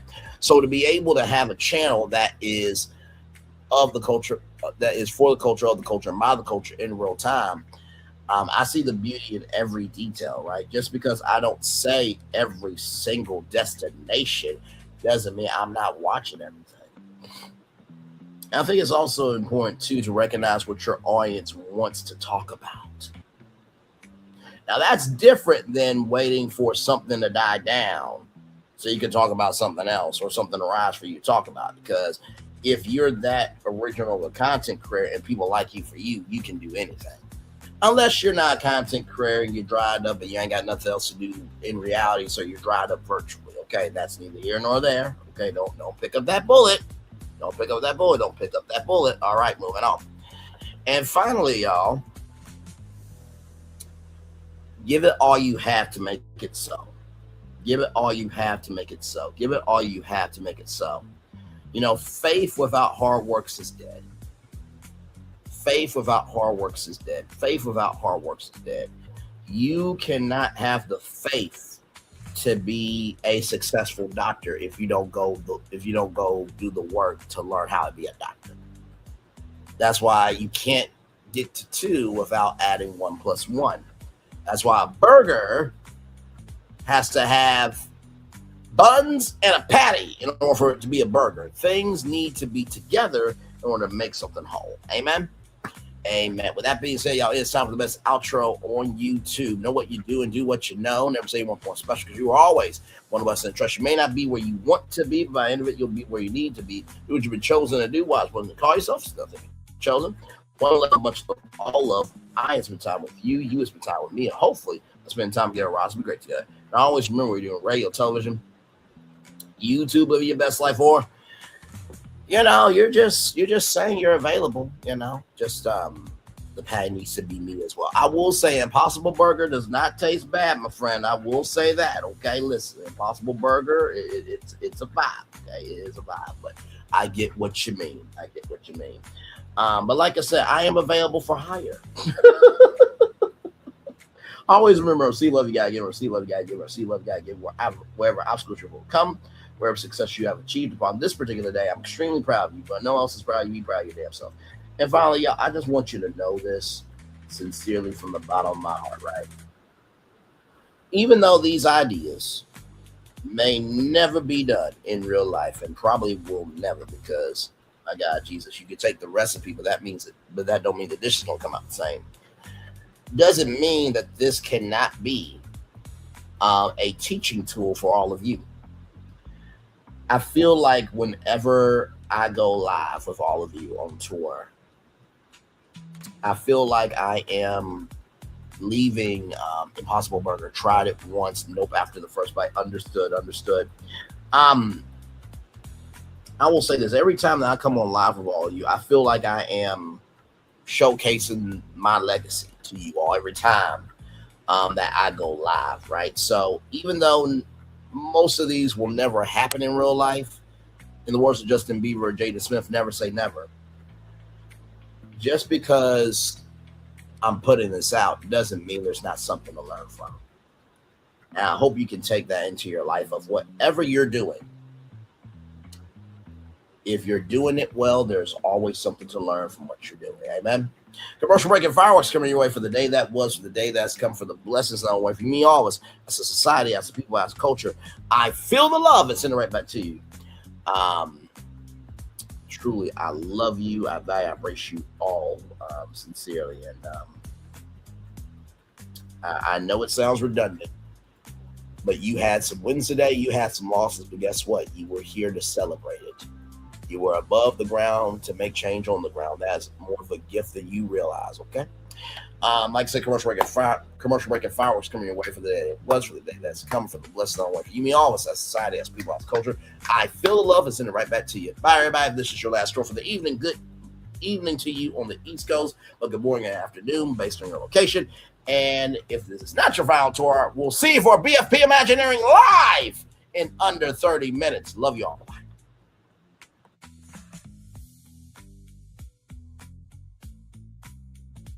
I thought I should tell you, they've been talking about you. Yeah, they've been talking about you. They've been talking about the fact that they've done everything they could to stop you and everything they could to block you, but you still win. They've been talking about the fact that they have undermined your success and they have tried to sabotage your seasons, but you keep winning. They've been talking about the fact that even though they don't like each other, they get together to try to kill you, but you keep winning. They've been talking about the fact that you were voted least likely to succeed, but like cream, you keep rising to the top. They've been talking about how they tried to burn your world down, but like the phoenix, you rose from the ashes. They've been talking about you. And you know what they say? Oh, she's just lucky. He's just lucky. But no, you ain't lucky. You're anointed. You got something on you. You got favor on you. You got power on you. You were born to win. Now they can call it luck, but it's grace. They can call it luck, but it's favor. But whatever they call it, it doesn't matter, because you know what God calls you? Do you know what God calls you? A winner. I thought I should tell you, they've been talking about you. Yeah, they've been talking about you. They've been talking about the fact that they've done everything they could to stop you and everything they could to block you, but you still win. They've been talking about the fact that they have undermined your success and they have tried to sabotage your seasons, but you keep winning. They've been talking about the fact that even though they don't like each other, they get together to try to kill you, but you keep winning. They've been talking about the fact that you were voted least likely to succeed, but like cream, you keep rising to the top. They've been talking about how they tried to burn your world down, but like the phoenix, you rose from the ashes. They've been talking about you. And you know what they say? Oh, she's just lucky. He's just lucky. But no, you ain't lucky. You're anointed. You got something on you. You got favor on you. You got power on you. You were born to win. Now they can call it luck, but it's grace. They can call it luck, but it's favor. But whatever they call it, it doesn't matter, because you know what God calls you? Do you know what God calls you? A winner. I thought I should tell you they've been talking about you. Yeah, they've been talking about you. They've been talking about the fact that they've done everything they could to stop you and everything they could to block you, but you still win. They've been talking about the fact that they have undermined your success and they have tried to sabotage your seasons, but you keep winning. They've been talking about the fact that even though they don't like each other, they get together to try to kill you, but you keep winning. They've been talking about the fact that you were voted least likely to succeed, but like cream, you keep rising to the top. They've been talking about how they tried to burn your world down, but like the phoenix, you rose from the ashes. They've been talking about you. And you know what they say? Oh, she's just lucky. He's just lucky. But no, you ain't lucky. You're anointed. You got something on you. You got favor on you. You got power on you. You were born to win. Now they can call it luck, but it's grace. They can call it luck, but it's favor. But whatever they call it, it doesn't matter, because you know what God calls you? Do you know what God calls you? A winner. Good evening. My name is Mark Woodbury. I'm the chairman and CEO of Universal Destinations and Experiences. Well, we're finally here. Tomorrow we begin a new chapter at Universal Orlando Resort as we open Epic Universe. We built this place for you. I want to thank you, our fans, for your love of our stories, characters, and immersive experiences that inspired this incredible place. Epic Universe represents over 8 years of meticulous planning, immense creativity, and innovation, combined with unmatched craftsmanship and operational excellence on the part of thousands of people who have brought to life the stories and characters that live beyond each of Epic's portals. But it represents so much more. Your love of Universal and the deep connections we've shared together here in Orlando over the past 30 years inspired us to dream bigger and to push the boundaries to create something extraordinary for you and for generations of fans and families to come. And tomorrow, as we open Epic Universe, I can't wait for you to experience this place for yourself. Now it's your turn to step inside, to lose yourself, and to share this place with the ones you love most. As we open this park, we hope your world becomes a little more epic. Tomorrow, Epic Universe becomes yours.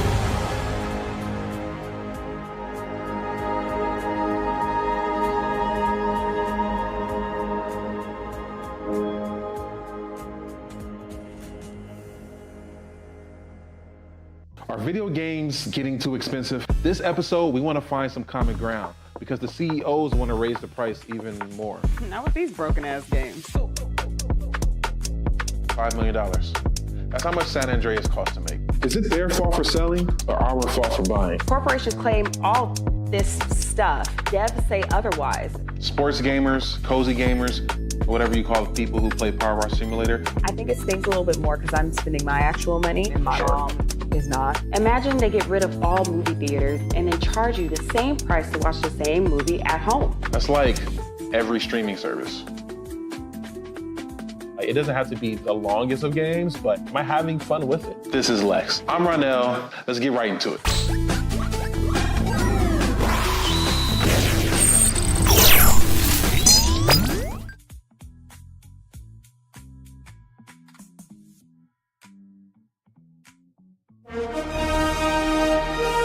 Prepare for a journey beyond imagination, beyond belief, beyond anything you've experienced before.